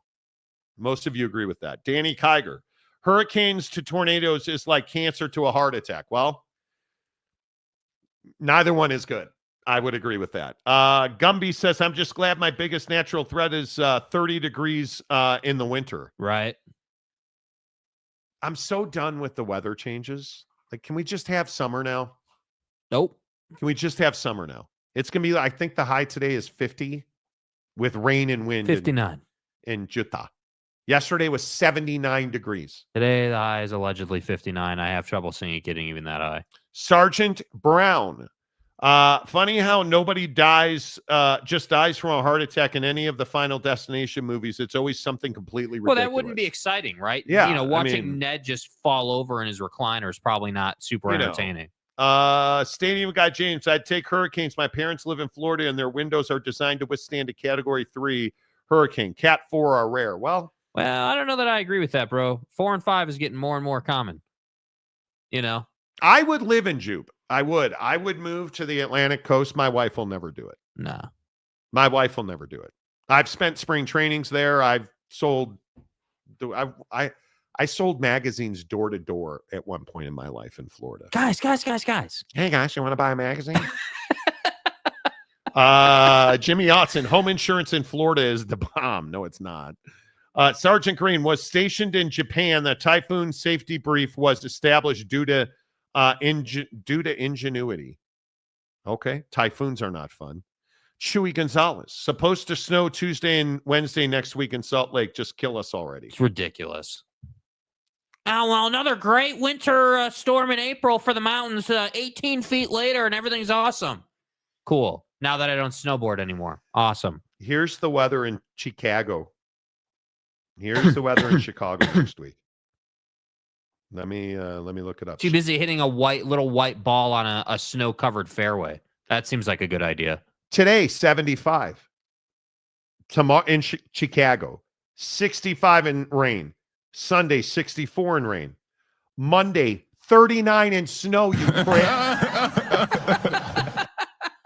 Tuesday, 42 in snow. Wednesday, 57. Bro. Thursday, for my arrival, 51. Yeah. Friday, opening day at Wrigley, a high of 49. Bro. Saturday. Monty, you just got to wear your turtleneck, Monty. A high of 46. Sunday, 48. Monday, 50. Tuesday, 49. Wednesday, 54. Thursday, 54. Friday, 46, you pricks. Ooh, let's go to Chicago. It's going to be great. Yeah, it's going to be the same as it is in Salt Lake, unfortunately. Thanks, guys. Can we just get some warm weather? Jackwagons. Unbelievable. Rock and rant. The other thing with the earthquake versus hurricane is when the hurricane is done, it's done. When you get an earthquake, you get all the aftershocks, and sometimes a big one is the warm-up. Oh, no, I'm good. Yeah, but see, I feel like with the hurricane, you're dealing with storm surge for days. I mean, like when we buy Greenland, I'm moving there, right? I considered the Gulf of USA, but I'm moving to Greenland when it becomes. Well, what about Canada? I mean, we're going to buy Canada. We're not going to buy it. We're just going to take it. Right. Fucking Canadian. Yeah. Waves in opposition. Come on. I don't want to talk politics, but I found it ironic. There was supposed to be a delegation, including Vice President Vance. No, who was going to go to Greenland for an exploratory visit. Mm-hmm. Greenland said no, and all the people they essentially said, if you come here, we're going to hound you and we're going to protest you. So they decided not to go. Okay. But Monty, Greenland is covered in ice and you're bitching about cold weather. Yeah, but the ice is melting. Real estate in Miami is tanking. Might be a good time to buy next year. Canadians are fleeing. Well, there you go. There you go. UW fan Jim, my daughter is in the Philippines visiting her in-laws, but they did not feel the quake where they are. Well, thankfully. A 7. Oof. Category for hurricanes used to be rare, but now they're like 3,000-yard passers, right? It's the garden variety of it. At least with magazines, you don't have to prove your age to the government. Okay. Damian Fowler, get checked, Jake. I had a spot exactly same spot as Monty and blew it off for years. A 6-hour surgery later, they were pulling out a good-sized carcinoma tumor out, and now I have a good-sized scar. And what did my doctor say? People see the marks. They just ignore them. And then it's usually too late. You can go to the doctor, the dermatologist. They'll freeze it off. You're done. Go to the doctor once a year, 20 minutes. Never have skin cancer. Avoid it. Don't go to the doctor. Die from skin cancer. I don't know. You decide. It's, I don't understand. like 30-year-olds and colonoscopies. How old are you? 31. 30-year-olds need to get colonoscopies now because we eat so much processed food. Right? It's what I said. What did the dermatologist say to me about soda yesterday? He asked me, hey, how much water are you drinking a day? And I said, well, on a good day, I drink 100 ounces. Most days, 60. I try to drink 3 of these, which are 20-ounce things. And really, I try to drink 5 of them. And when I play golf, I try to, how big are the canteens? 40? I don't know how big they are. Oh, you have one right there. I try to drink one of those big canteens when we're playing golf. 46 ounces. So I try to drink 100 ounces every day. Yeah. And he said, yeah, your skin's really well hydrated. I bet you don't drink much soda. And I said, none. I don't drink soda at all. And he said that plays a big role in the health of your skin. And he went on to tell me how much water's in my skin. And he said, don't drink soda. And I said, the only thing I drink, now I'm down to 1 can of energy drink a day. And what did he say about that? He didn't really say anything about that. Nothing. He just said people who drink a lot of soda. He asked me if I was a coffee drinker, which is how the energy drink came up. I said no. He asked me about my wife, and he was asking me about food. Because I've had this weird, over the last week, I had gotten like these, not hives. He says it's a mild form of eczema due to detergents, a detergent I'm using. Oh, interesting. And did you change detergents recently? No, I haven't. But I've been having, like, over the last, I don't know, week or 10 days or so, a couple days before we went to Arizona last week, I gotten these little, like a mark, like right here. I had one on my leg, I had one on my side. And he said, yeah, I would guess if you cut out the fragrances and the detergents, if you get free, he straight up said, use Dove Men that's hypoallergenic. No perfumes, and you'll see that'll go away. He was asking me, like, what kind of body wash do you use in the shower? And I said, well, this one we got at Costco. And he said, get Dove for Men that's hypoallergenic, and it'll clear right up. And I asked him, because Jake had been sick last week. So I've gotten in the habit of drinking an orange juice, a small orange juice, first thing in the morning.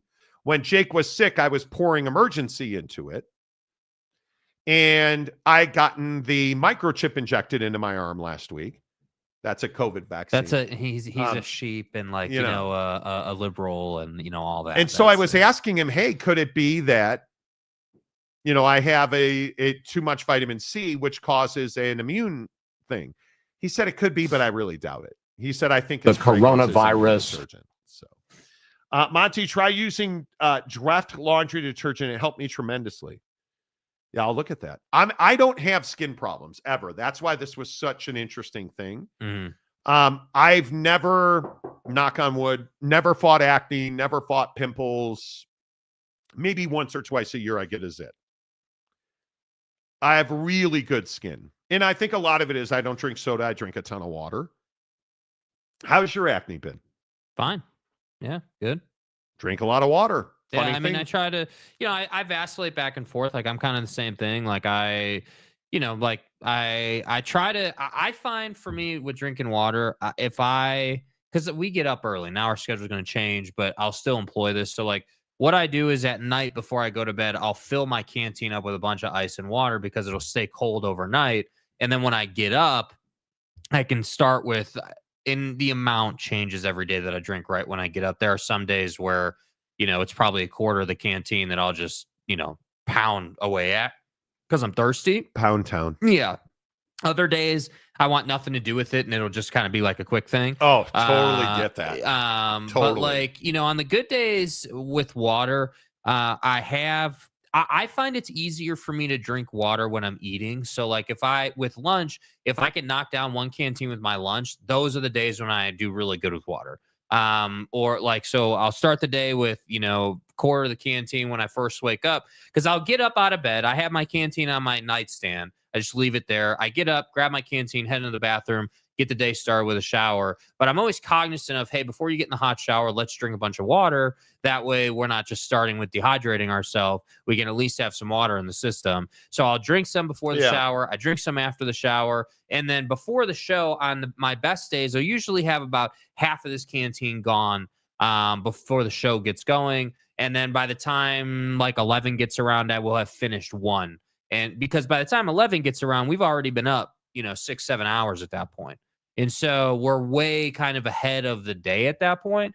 So on the good days, I have I would say about a canteen and a half. Now, to your point, on the days that we golf, like we tried to play 9 after work this week, and that didn't happen because the tee times were sold out. But when that does happen, 2 to 3, canteens in a day is definitely not out of the question, especially on hot days. Yeah, I just that thing you talk about, Laura, some days water goes down easy. Yeah. Some days it doesn't. Yeah. Real quick, one other thing we talked about. So you guys know my wife has me counting calories, and we really only eat whole food now. That's what it's come down to. He was asking me about the food that I ate, and he said, well, give me an example. And I was telling him, okay, well, I eat oatmeal in the morning. Well, what kind of oatmeal? And I told him, Bob's Red Mill. I put berries.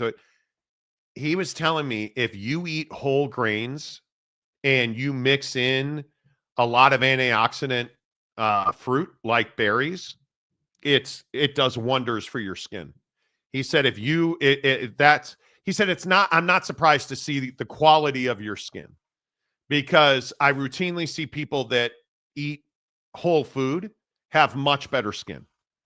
He's like, because he's like, you should really never have issues if you wear if you're going to wear sunscreen, you don't need to go above 50 SPF and use the white mineral sunscreen. Yeah. He straight up said, use the white mineral sunscreen. But he said, we do so much damage to our skin with the food we eat and the detergents we use to clean our clothes. Yeah, I mean, it's no surprise that if you're eating good food, you're drinking water, and you're not sunburning yourself constantly, that your skin's going to typically be in pretty good condition. And that's why I say, like, I think that, like, I should go to the doctor more. There's no question about it. But at the same time, like, I work hard to make sure that when we do golf, I'm either wearing sleeves or I actually really like, the truth is my preference is to not have to wear sleeves while I golf. I actually prefer to just wear a sleeveless and polo. That is my preference. But there are times in Salt Lake where that's not going to get it done. Like polo and sunscreen doesn't get it done because you forget to reapply in the middle of your round. And so there are times definitely where I wear sleeves and I just have that peace of mind. It's why I got a bucket hat so that my neck was shaded. That's the other thing he said. He said, he said baseball caps aren't doing the job. No. Wear a bucket hat. Yeah. Yeah. It sucks, but it is what it is. I use native deodorant, body wash, shampoo, conditioner, plant-based, easy on the skin, and smells good. I never thought about my wife uses all that stuff. Like, I don't know. It's the whole wife thing. Mm-hmm. It is. Well, I mean, listen, as dudes, we're not as adept in the skincare or beauty segment of life, if you will. And I think that I'm a big believer, like when it comes to body and health, like you there are just fundamentals you have to execute if you want to feel better. Like, if you're talking about sleep, okay, well, if you want to sleep better, don't look at your phone till 10 o'clock at night. Like, put your phone down, turn the lights off, and allow yourself to wind down. Like, I've really been working hard on, laying down before 9 o'clock. Doesn't have to be 8:30, but just trying to lay down at 8:50. So bad about it. And trying to allow myself to wind down, and the other thing is I am a, and this is something that we don't fight about it, but we're just very different as people with it. Me and my girlfriend, I am very much a person who I want to get to a point in my evening where I don't have to look at my phone anymore. I want to get my topics done, get the show prep done, and then be able to put my phone on the charger and forget about it. And when I do that, I sleep way better. So I just think whether it's your skin or sleep or hydrating or, whatever it might be, your diet or whatever, like you have to have balance in your life. And I think that's, as people, what we struggle with. I'm so bad about it because one of the things that changing my diet has done, it's given me significantly more energy. And so I'm pretty much eating 2,000 calories a day. Mm-hmm. And I have a lot more energy. So like last night was a great example. My wife was like, we need to go to bed. I'm like, I got these basketball games. And I'm really, I lay down and it's 10 o'clock, man. I'm looking at the clock. I'm like, it's 10 o'clock. Like I'm getting up at 4. Yeah. And you're doing that to yourself. You got to get 6 hours of sleep minimum. And I don't right now. I will after, because today, don't forget Monday, we go to afternoons. That's going to get me an hour more of sleep every day. So Sergeant Green, hard to believe tanning beds were once a thing. Seriously. Oh, they still are a thing. It's just they're much more scrutinized now. UV hoodie bro, been a game changer for me when I hike. I have them. Yes. He was telling me about the Columbia outdoor wear. So yeah, absolutely. I'd get a straw hat, a cowboy hat before a bucket hat. I have a bucket hat. You guys don't care, but it used to not fit. It. Well, it used to not fit, so it would always blow off my head, and it was frustrating as hell. I put it on last night. It actually fits the way that it should fit now. So I actually considered, we went to a PXG store. Maybe it wasn't a PXG store. Where were we? Oh, the Cubs store when we were at spring training, and they have those straw hats where it's got the band on it. And some of them look really cool for sure. Jay, same thing. Dermatologists had me change my detergents to all non-fragrant. Cleared it right up. Why don't we all just use non-fragrant? He straight up said, wash your clothes with the all clear, all laundry detergent, ALL. He's like, it's in the white jug. We used to use it. We switched to Tide. So I'm going to go back to all. K. Nurin, hats off to Alabama. Next year, BYU with AJ will win it all. I love your spirit. Okay. And donuts. The second sleep is the best. What is that? What does that mean? I don't know what the second sleep is, what but I do love sleeping. Yeah. I do love sleeping. Car Wash Channel. It does not matter. I'm just letting you know when games are. That's all. Oh. Okay. I mean, that's cool. And I appreciate that. Yeah, I mean, that's cool, man. I appreciate that. Yeah. So, Nice. A quick update on the LeBron versus Stephen A thing. So I told you yesterday, I think that Stephen A has to go on ESPN and call LeBron a liar. Right. It backfired horribly. Stephen A should have never talked about it because he made a massive mistake yesterday on ESPN. Suggest that he be happy with the things that I haven't brought up. I never brought up really and never really discussed why you were not at Kobe Bryant's memorial service.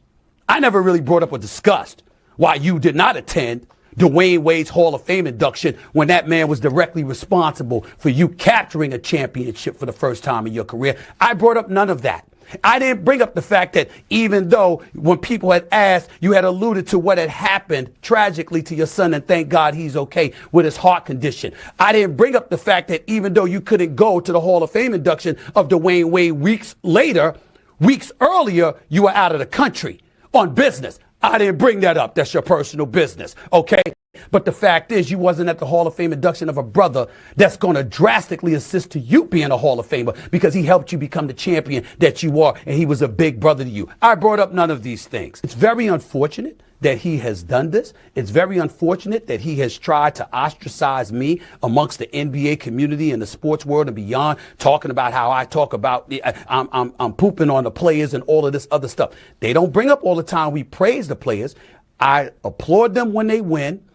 I criticize them when they're messing up in an effort to make sure that you don't do it again. I'm not wishing anybody to fail, but I have to call it how I see it because I have an audience to answer to. What was the immediate reaction to that? Oh, he's torching LeBron. Oh. The only problem is that's all false. LeBron, in fact, was at Kobe's memorial service. Dwayne Wade has now said that LeBron called him before the Hall of Fame induction and said, I don't want to be a distraction by being there. To which Dwayne Wade appreciated. Like, you're an asshole, Stephen A. And you had an opportunity, you had the moment, and you completely botched it. And attacking him over the Kobe thing has really, really, really been a huge deal. To the point where he had to issue a tweet yesterday. I wouldn't call it a retraction, but a spin job, if you will, to kind of correct the narrative that he misspoke. Yeah, it's a huge mistake. It is. It's a huge mistake. Yeah, and I think that he just doesn't understand, because the problem is now we're probably never going to hear from LeBron again on this. I would just assume. It's over for LeBron. Yeah, I would assume we'll never hear from him again on it. But you're an idiot. You're just an idiot. Yeah, I mean, I if you're going to go after LeBron or continue to push this against him, at least speak correctly on it. Like, you would think that a guy who, like, you're looking at this tweet right here, right? Like, look at the job he's trying to do correcting all of this and in saying that, hey, like, LeBron, was there and, it's my mistake, shouldn't have broached the subject. Like we get it, dude. You said something you shouldn't have said and you took a bunch of heat and then you had to go on X and try to fix it. But my point is that you would think a guy making $100 million from ESPN to be an opinion maker would be educated 100% on the facts about the take he's trying to roll out. But here's the problem. Nobody fact checks Stephen A at ESPN. He is a guy that is beyond reproach at ESPN because, like you just said, you just paid him $100 million. Yeah. So he doesn't have to follow the normal standards and practices of journalism. So he can make up lies about LeBron on ESPN and then, oh, sorry, my bad. And then not apologize fully. Just be like, yeah, I retract nothing else that I said. Like the other day when he tried to say that he was going to punch LeBron or I'd have thrown hands or whatever he said about, why are we talking about getting into a physical altercation with LeBron James? Why would you even bring that up? Like, it's just, again, it's just another mistake by a guy who constantly makes mistakes. And this is why I don't watch him. But I must say, I mean, if I could get paid $100 million to make these kind of mistakes, I would. I mean, this guy is creating drama after drama and just getting rewarded for it. So it's no surprise. It really isn't a surprise. Capazzo, Stephen A is a politician in the making, just a big bag of air. I see his lips moving and all I am hearing is blah, blah, blah. And I think yesterday, was incredibly damaging for Stephen A. And we talked about this on the show. Would ESPN be in favor of him calling LeBron a liar? I think the answer is no. And I don't think anybody at ESPN is happy that he made up half-truths about LeBron. Yeah. And I just, when people on X are putting community notes on your tweets. Probably not the best look, Stephen A. And when you're tweeting out the video of you saying he didn't go to Kobe's ceremony, it's just a terrible look. Yeah. And frankly, I'm surprised. Honestly, I'm not surprised he talked, but I'm surprised that he talked in a way that exposed him. You're not surprised he talked? No, I'm not surprised that he talked. I'm a little surprised that he went this far. Well, look, I think that, what I'm not surprised that the guy is continuing to talk about it. I am really surprised that, being that you were going to talk about it, you would think that Stephen A, in preparation for First Take, would make sure that everything that he's about to say about LeBron, every hot take or every personal insult that he's going to lob at LeBron, would be like ironclad, 100% factual, like no question about it, can't deny it. You would think that he would roll out with, like really specific tactical stuff. The way that LeBron chose tactically to go on PMS and do that interview, right? The type of, sort of surgical in a sense. But Stephen A didn't do that. Stephen A just wanted to roll out with something as personal as it gets. And it wasn't factually true. And that's the problem for Stephen A is that, it's not necessarily that you're in this beef with LeBron, that now I feel like is over for LeBron. It's that you're not doing it in a way that is 100% credible. That's the problem. Like, it's fine if you're right, but it's not fine if it's just not true. Brandon Butler, he makes $100 million to generate controversy. Ooh, excuse me. The problem is that the Chihuahua bit a pit bull and is going to get 8. Yeah. I don't think you're wrong about that. Stephen A is saying he didn't bring up Kobe's funeral and yet he's yelling about it. It's remarkable. And I guess what this comes back to is, where do you guys go for sports talk? Yeah. I don't have a place that I go. It's not Stephen A, I can tell you that. He's not even in my, again, and I say this about Fox Sports.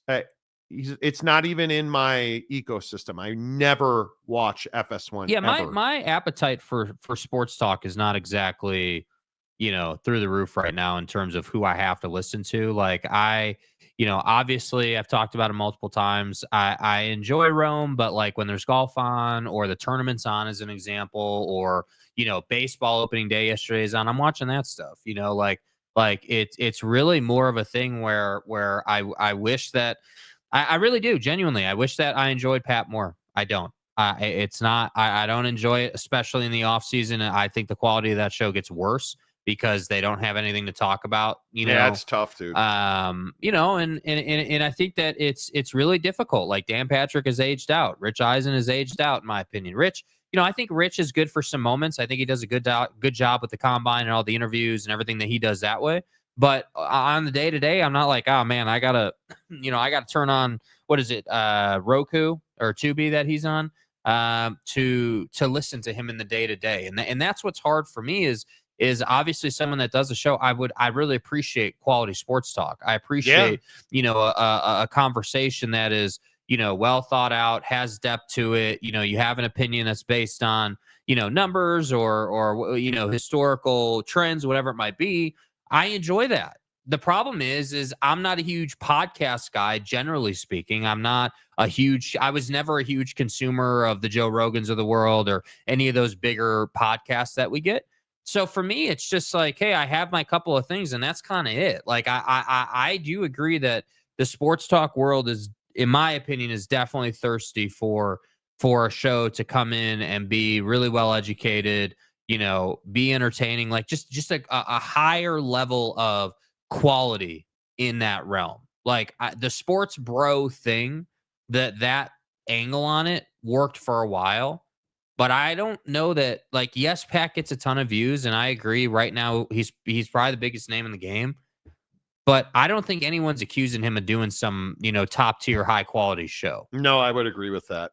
Yeah, he has a style, but you either love it or you hate it. And oftentimes I feel like it's a hot and cold thing. Hey, I'm going to listen to him every day for like 3 weeks in a row, and then I'm not going to listen to him for a quarter.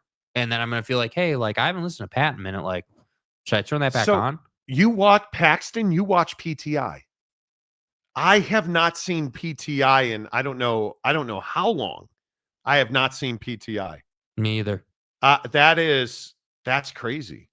By the way, hit the like button. Yes, please hit the like button. Bazo says, I go to the Monty Show on YouTube for my sports talk. All others are subpar programs. We appreciate that. I appreciate that, man. Thank you. Steely, Rich Eisen is a Michigan homer. He's basically not very good. Well, I see. I didn't even know that about Rich Eisen. I knew he was a Michigan fan, just think that Rich is a little bit older. I will say this. I do think that Rich does a good job of making you laugh sometimes. He has a good humor about him, but he's just a little bit older. He's someone that I'm not like, oh man, I need his opinion on this.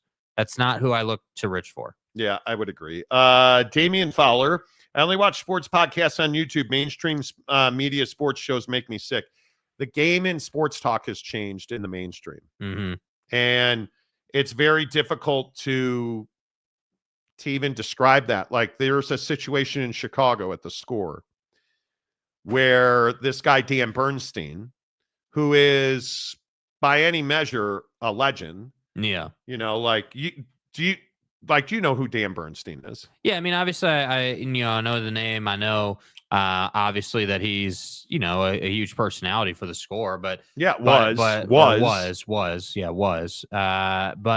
you know, I again. Did you hear about this? Yeah. We talked about it. Remember when we were in Phoenix? We talked about it. He got fired. Yeah. Because he got into an argument over whether or not he threw a fish back into a river. On X. He got into a beef on X and wound up insulting somebody's kids and threatened to dox them or release all their information over being criticized about the way he was fishing. Yeah. That's what mainstream media is anymore. And I don't understand it. I also sometimes think to myself, you know, I wonder, like we're going back to Chicago next week. I wonder, you know, if I lived in Chicago, would I be, I mean, I have to think I would be a lot more plugged into, you know, sports talk radio in Chicago. I still listen to The Score pretty regularly as a Chicago sports fan. I think there's another station there that I don't think is competitive because it's not entertaining. I guess that's the reality of it. Yeah. It's not entertaining. Yeah, and I think it's not entertaining because, again, it's this whole piece about like it doesn't. Nobody gives a damn about, like, nobody cares that like I'm me and you're you. Like, what you guys care about is that the conversation is compelling, or that it's funny, or that it grabs your attention. That's what you care about. Like half the time when you turn on the radio, you have no idea what to expect. Yeah, and that's the problem. There's no consistency in it, and I really think it gets exacerbated by the fact that not only do you not have the consistency, the conversations are super surface level. Like, I've always been this big believer that if you guys as fans like have, you know, as much knowledge on something as we do as the people who are supposed to be completely versed in this stuff, you're not going to be as entertained. Half the reason you're listening is because you want our take on whether BYU was going to get blown out by Duke or not, and here's why, right? Like, so if you turn on sports radio and they're having a super surface level conversation and they've got beat writers covering the Bears every day and you know as much as those guys, that's a problem, dude. Yeah. Like, that's a problem. And then you're taking a commercial every 13 minutes. Like, that's a problem, man. Yeah, it's rough. It is very difficult. And I don't know how you fix it now. I feel like it's gone too far. Old Tatanka, who's been a member of the show for 5 Nice. Anymore, I just watch team-specific podcasts. I think a lot of people. I mean, do you guys miss, like, because I feel like a lot of these comments are like anymore or nowadays, or kind of alluding to the fact that you used to. I really miss good sports talk radio. Yeah, I miss it a lot. And the problem is there's consolidation. So all these big corporations own all the radio stations and they don't spend money on talent and developing talent. And so you have all these, like, even it's the same thing in sports talk podcasts. We've talked about this on the show. How many of those guys wind up, like, how many of them are really compelling or really do a good job or really give you good information or really analyze a game or understand how to analyze a game? Like, there's very little of that because, again, I can tell you, we just did a major deal on the audio side of our podcast, and we'll talk about this in the coming weeks, but we just did a major deal with a big company on our podcast to facilitate growth. And because the audio side of our podcast, we frankly have never been able to leverage it. But in talking to this company about our podcast and the audio side of it, the guy straight up said the biggest issue is we don't do business with most people in the podcast realm because they'll do like 10 shows and then we'll never hear from them again. Mm-hmm. Or it's little Jimmy. And he was telling me, one of the guys I was talking to in this other company that we didn't wind up doing business with was saying to me, in sports, it's really difficult because everybody thinks they're a sports expert. And 9 out of 10 people are not. And it's very difficult to do. Yeah. I think this is really time consuming. Yeah. It's not easy.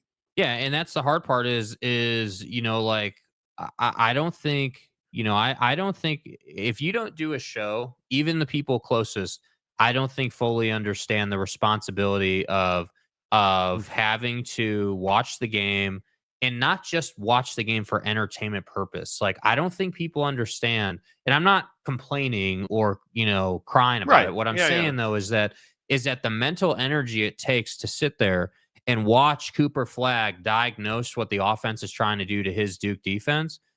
I'm not watching it to watch him put up 30 points. I'm watching it because I need to create. I'm creating a take out of the game. I'm watching. I'm watching.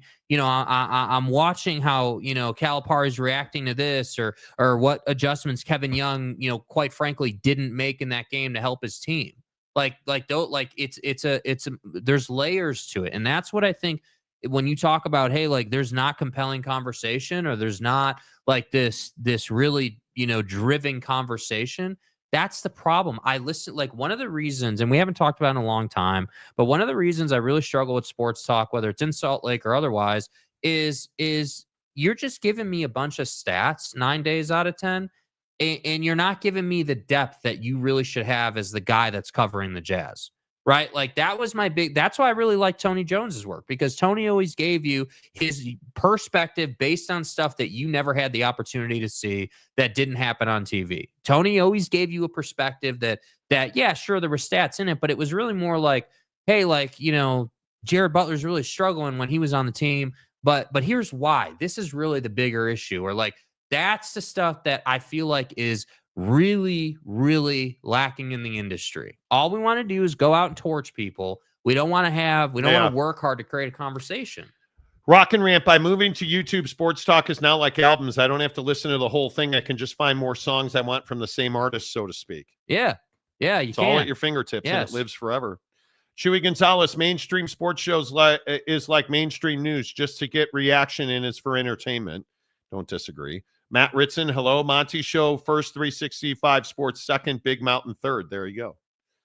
Huh. Brandon Butler, my biggest problem with sports media now is it's not interactive. 3 hours of listening to guys go back and forth on the Jazz just doesn't do it. Like hearing from the fans and debating ideas. I think it's a big part of why we do it. Yeah, I mean, I think the comment section on this show is vital. I could tell you right now, without getting too far in the weeds in it, I mean, we're always, as people who do a show and as people who are looking to grow the brand, like we're always looking for opportunities and ways to innovate and improve the quality and make things as best as we possibly can. And I can tell you a lot of the time we don't change things because the comment section is incredibly valuable on this show. We could do, like, with all due respect to you guys, I mean, we could do, like, we're moving to 4 hours on Monday. We could do 4 hours together, no problem. Easily. It wouldn't even be that hard. But we don't want to just do 4 hours of just us talking because, like Brandon is saying, yeah, I like when Rando we've never heard of comes into the comments section and tries to call us stupid and then gets slapped and we never hear from him again, right? Like, that's entertaining on the show. Yeah. Like, that's the whole point. Yep, totally agree. Rock and Rant, no patience for commercials.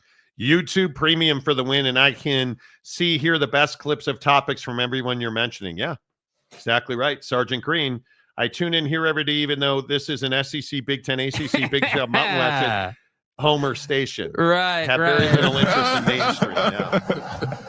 Yeah, I would agree with that. Basher, it's Marty's show for sports, me only. Yeah. I appreciate that. Congratulations on your subscribers, Jake and Monty.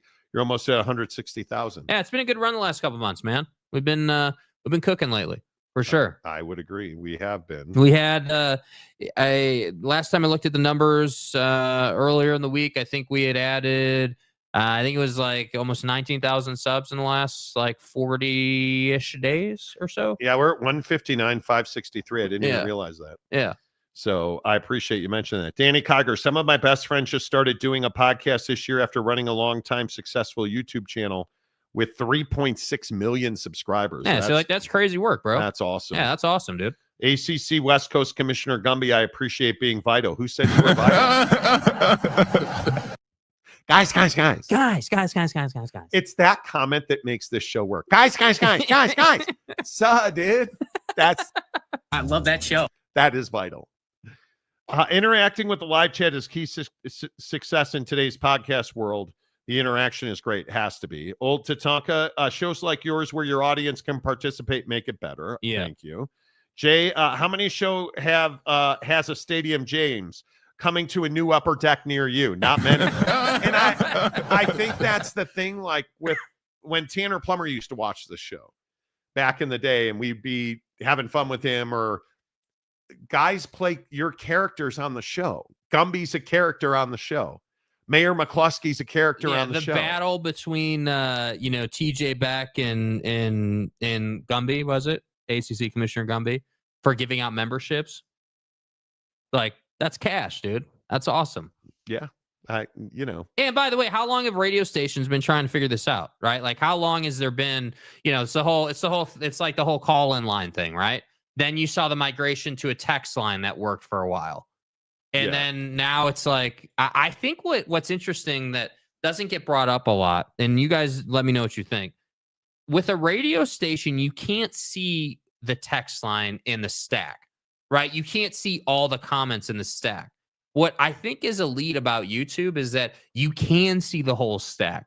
They finally released the tour for BOA. They finally released it. So it's out right now. Finally, Nike has released a new golf shoe. See, this is what's great about this. Is probably the worst part about this show. Now we're gonna sidetrack. Now we have to run to the Nike. Yeah, app, now we got to. Where they have. So we've been waiting for Nike to release this golf shoe, and they haven't done it.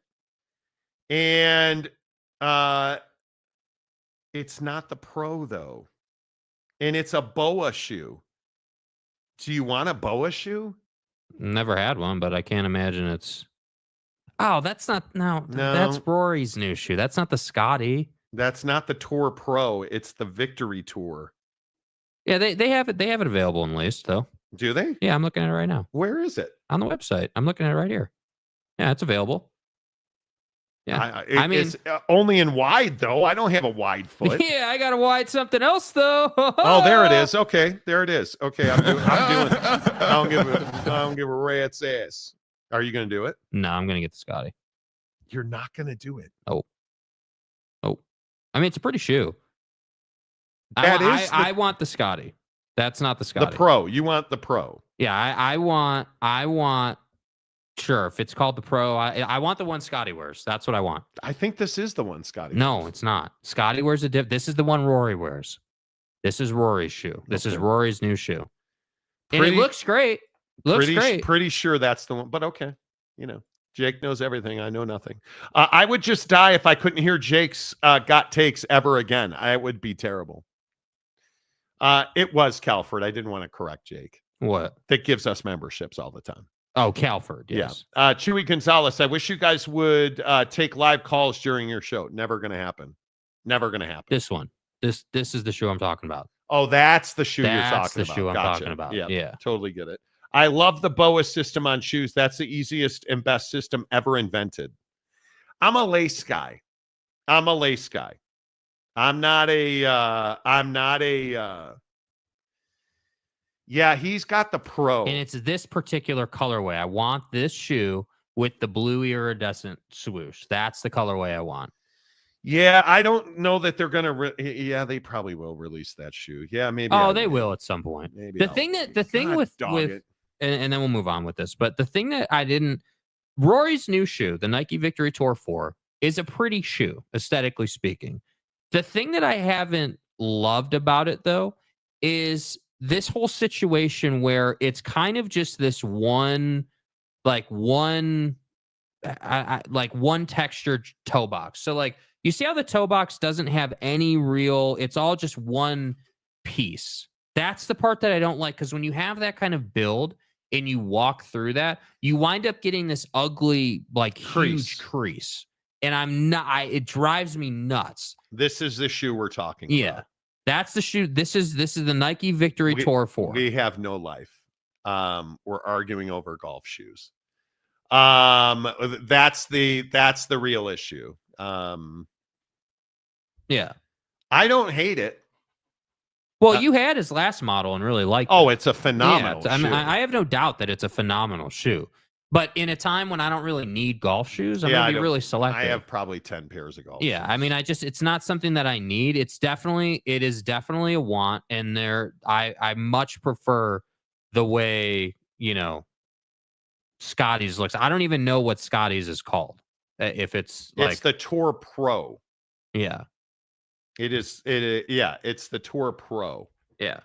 It is what it is. So anyway, yeah, I mean, I'm probably not going to buy that one. I'll wait for the Scotty one to come out, but you ruin everything. I know. I was so excited when I saw that know. shoe. I was super stoked when I saw that shoe. Yeah, I know. But it's fine. I'll suffer in silence and just, I know. I'll be alone in the world. Suffering from success. I understand. Which is good. All right. A couple more before we get out of here today. Don't forget Monday we go to afternoon. Are you guys, does afternoons work well for you guys? Yeah, where are we at on afternoons, man? It's Friday. We're having a couple of these oddball combos. Norge, sorry you guys are going to afternoons. Can at least catch the first hour before bedtime here in Norway. Okay. Well, aren't you guys going to be the next United States state? Or is that Denmark? Or that could just be the UK and Europe altogether. Right. And we'll have the replay will run at this time. Yeah. The afternoon show will replay at this time that we're on. 4 hours needs to be Victor talk. Okay, Big Daddy Magic. Sure. All 4 hours of Victor talk. Okay. It's a pretty shoe. Does that mean it comes with chubby built-in toe boxes? It is a pretty wide toe box. Yeah. Gumby says, love going back to afternoons. Delaric, I prefer afternoons. I have been here afternoons or early mornings, and we appreciate what do you prefer? What do you prefer? I know you've been here for both, but what is your preference? I'm excited for afternoons. I'll be able to listen while at work. Nice. Nice. Yeah, I'm really excited about it. I'll be honest with you. Yeah, for real. I am super stoked. For real. It is. I'm really looking forward to it. Yeah. So I am ready to not get up at 4 a.m. anymore. Yeah, I'm 100% down with that. Yeah. Don't forget to join us on Prize Picks. Prize Picks, America's favorite daily fantasy app. I had a horrible night on Prize Picks. So you were saying that it just didn't work out. Like it just wasn't. That's a nice way to put it. You could such as in like it's not good. Let's see how we did Prize here. Picks. I went 1 for 3 on Prize Picks last night. Ended a streak of winning. Obviously we got in the pooper for Cooper. He only needed 1 point. Right. But I would also like to point out that Grant Nelson only had 6 points. I needed him to have double that. Walter Clayton Jr. only had 13. I needed him to have 20. I had on the Arizona game. Yeah. Caleb Love on a demon for 29.5 points, rebounds, and assists. So you probably won 2 or 3 then. Yeah, 2 or 3. Lost on Walter Clayton, obviously at the Cooper flag. Won $25. So that was cool. I got absolutely inserted in that Lakers Bulls game. You guys you'll laugh at me for this. LeBron James last night. I passed on a 41.5 point number. I was like, okay, we're not going to do that. But of course I took Luka on a 44.5 point number. So he needed 45. Okay, he scored 25 points. Okay, he had 10 rebounds. Okay. That's 35. And he had 8 dimes. 43. Come on. So just one more basket. And then my other guy was Austin Reeves. I needed the 34.5. Mm-hmm. Okay, he had 30 points. He had 1 rebound. That's 31. Yeah. He had 3 assists. 34. I needed 34.5. 34. So I missed it twice. And then, of course, we are going to take Donovan Mitchell for pure domination. Yeah. 41.5. You guys, he had 25 points. 14 dimes. Oh, he can't pass. He can't pass, Monty. Jeez. Who was he playing? And 8 rebounds. San Antonio. Jeez. Stay hard. So at least Donovan cashed. You know opening day? I did no baseball yesterday. I know my limitations. Well, I won on baseball. Bryce Harper, 1 hit. Aaron Judge, 1 hit. Juan Soto let me down. 2 or 3. Okay. So nice little. I'm thinking Major League Baseball today is where I'm going to go.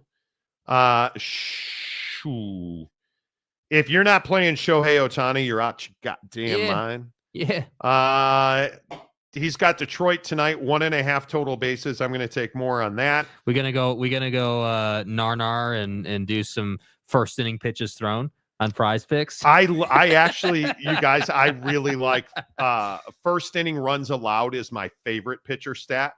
And you have a couple of really good ones. Tanner Houck and Jack Leiter, Texas, Boston.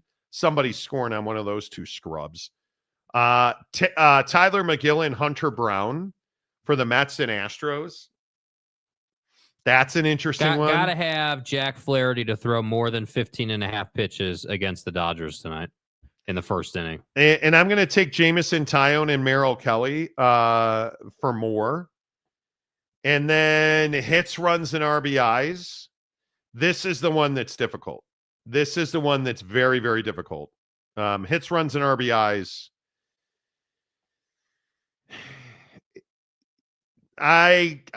Kiner Falefa with Toronto is half a hit, a runner, and RBI. Uh-huh. I kind of like that one. Adley Rutschman is only 2. I like that one a lot. But other than that, I want to go with the Cubs, but that's like, again, it's tough, bro. That's really, really tough. Like Shohei, half a run, hit, or RBI. I don't know that I can do that. His demon number. I don't know that I can do that. I don't. O'Neal Cruz, 1.5 hits, runs, RBIs against Miami. That's pretty good. I like that. Freddie Freeman. What do you think about Freddie Freeman? What's the thing? He's supposed to debut today, and it's 1.5 hits, runs, and RBIs. Well, if he doesn't debut, you'll get a reboot on that. Yeah, if he doesn't play. I don't mind that. All right, I'll go Freddie Freeman. Usually it's Freddie Freeman or Mookie Betts are the two I usually go with. Okay, I'll take Mookie. Well, Mookie on a goblin. Actually, I'm gonna take Ohtani on the goblin. Why? What's Ohtani's goblin? Same as Mookie, half a hit, runner, RBI. That's pretty much a gimme. Yeah, that's so easy though. Well, yeah, I'm in the business of we're trying to make some money here. Yeah, man. but when you bet a goblin, you get less. Yeah, but see, if you do a goblin, you do a regular, and then you find maybe a demon you like, you can kind of. Right. Here's my baseball board. Shohei Ohtani, 1.5 total bases. Jamison Tyone, Merrill Kelly to give up more than a run, so one of those scrubs has to give up a run in the first inning. Mm-hmm. And then Mookie Betts for half a hit, run, and an RBI. We'll do $10 to win 40. O'Neal Cruz, hit, run, 1.5 hits, runs, RBIs against Miami. Mm-hmm. Ohtani for 1 hit, runner, RBI. Tyler McGill for 2 walks allowed on a goblin. Yeah, and this one I worry about because Mookie lost 25 pounds, but that's why I took him on the goblin. Yeah. It's only half a hit, a runner, and RBI. Yep. I think that's a really good point. Yeah, we should be in a good spot with that. Kanerin says afternoon works, monsters in the ears. Okay. Chewy, stoked for afternoons, can listen while I'm at work. Awesome. Love it. Doesn't work well for me, Tatanka says, but I will hit as many shows as possible. We appreciate that. And again, we're going to have the replay going too. So you're welcome. I know it's not the same, but Paul Feinbaum, noon, 365 Sports Second, 1 p.m. Then Monty Show works great. First hour till Monty Show's on. I appreciate that. Thank you. Okay, so afternoons work well in your flow. Yeah. Big Daddy Magic wants us to know that Mookie plays for the Dodgers. Well, man. Thankfully, you pointed that out. Man. I thought he played for the Bills. Did the Bills? Hey, don't you owe me a Bills jersey because they didn't win the Super Bowl? Big Daddy Magic sends me all these ridiculous wagers. Oh, guys. Okay, guys, listen. If Josh Allen wins the Super Bowl and I pound like a porn star tonight, you've got to buy me a Ferrari. Macaque. And a new set of all-season radios. But if the Bills don't win the Super Bowl and you only eat 100 calories for the whole day, I'll buy you a Slurpee. Sound like a bet? Okay, great. Let's do it. Like, what? Yeah, I know what time it is. Listen. Victor is going to go off for a 50-piece nugget tonight. And after that happens, the Bills are going to trade for, Johnny Manziel and get him back in the league. The Bills are going to cut Josh Allen, and Victor's going to be their quarterback. If that happens, you have to buy me a Buffalo Bills Victor Wembanyama jersey and give me a gift card to Taco Bell. Maybe it's a Chipotle weekend. Maybe it is a Chipotle weekend. Download the Prize Picks app. Do it. Use the promo code Monty to open a new Prize Picks account. You deposit $5, they'll give you 50 more instantly. This is the best daily fantasy promo I've ever seen. Prize Picks, America's favorite daily fantasy app. Join the tens of millions of players, including myself, such as and like Jake. Yes. Come on over to Prize Picks. Stay hard.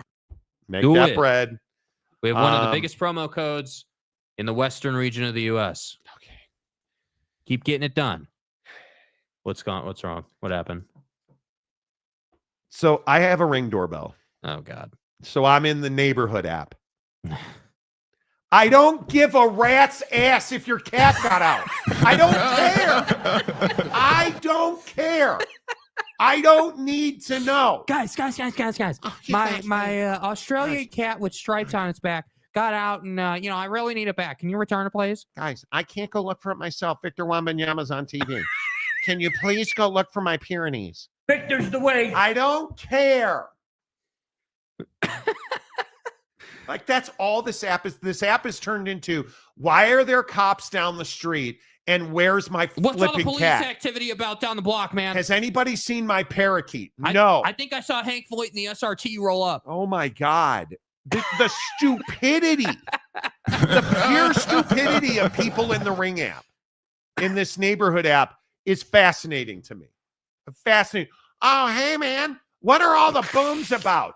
I don't know what the booms are about. I know. It's the military base doing artillery testing that they announced 2 weeks ago was going to happen today. God forbid you would read your email. Jeez. Please. That, or please stop bitching about people stealing your packages you left on your porch overnight. Well, guys. There was a prolific porch pirate running through the neighborhood. Can you believe these degenerate criminals showed up at my door at 3:30 in the morning and took my tampons off the porch? And that's always what it is. Hey, they stole my package at 3:30. Hope you enjoyed the tampons. It's a heavy flow week, guys. I need those replaced. Why did you leave them out there at 3 in the morning? Well, I shouldn't have to worry. Well, you do. You do. Jack Anyway. wagons.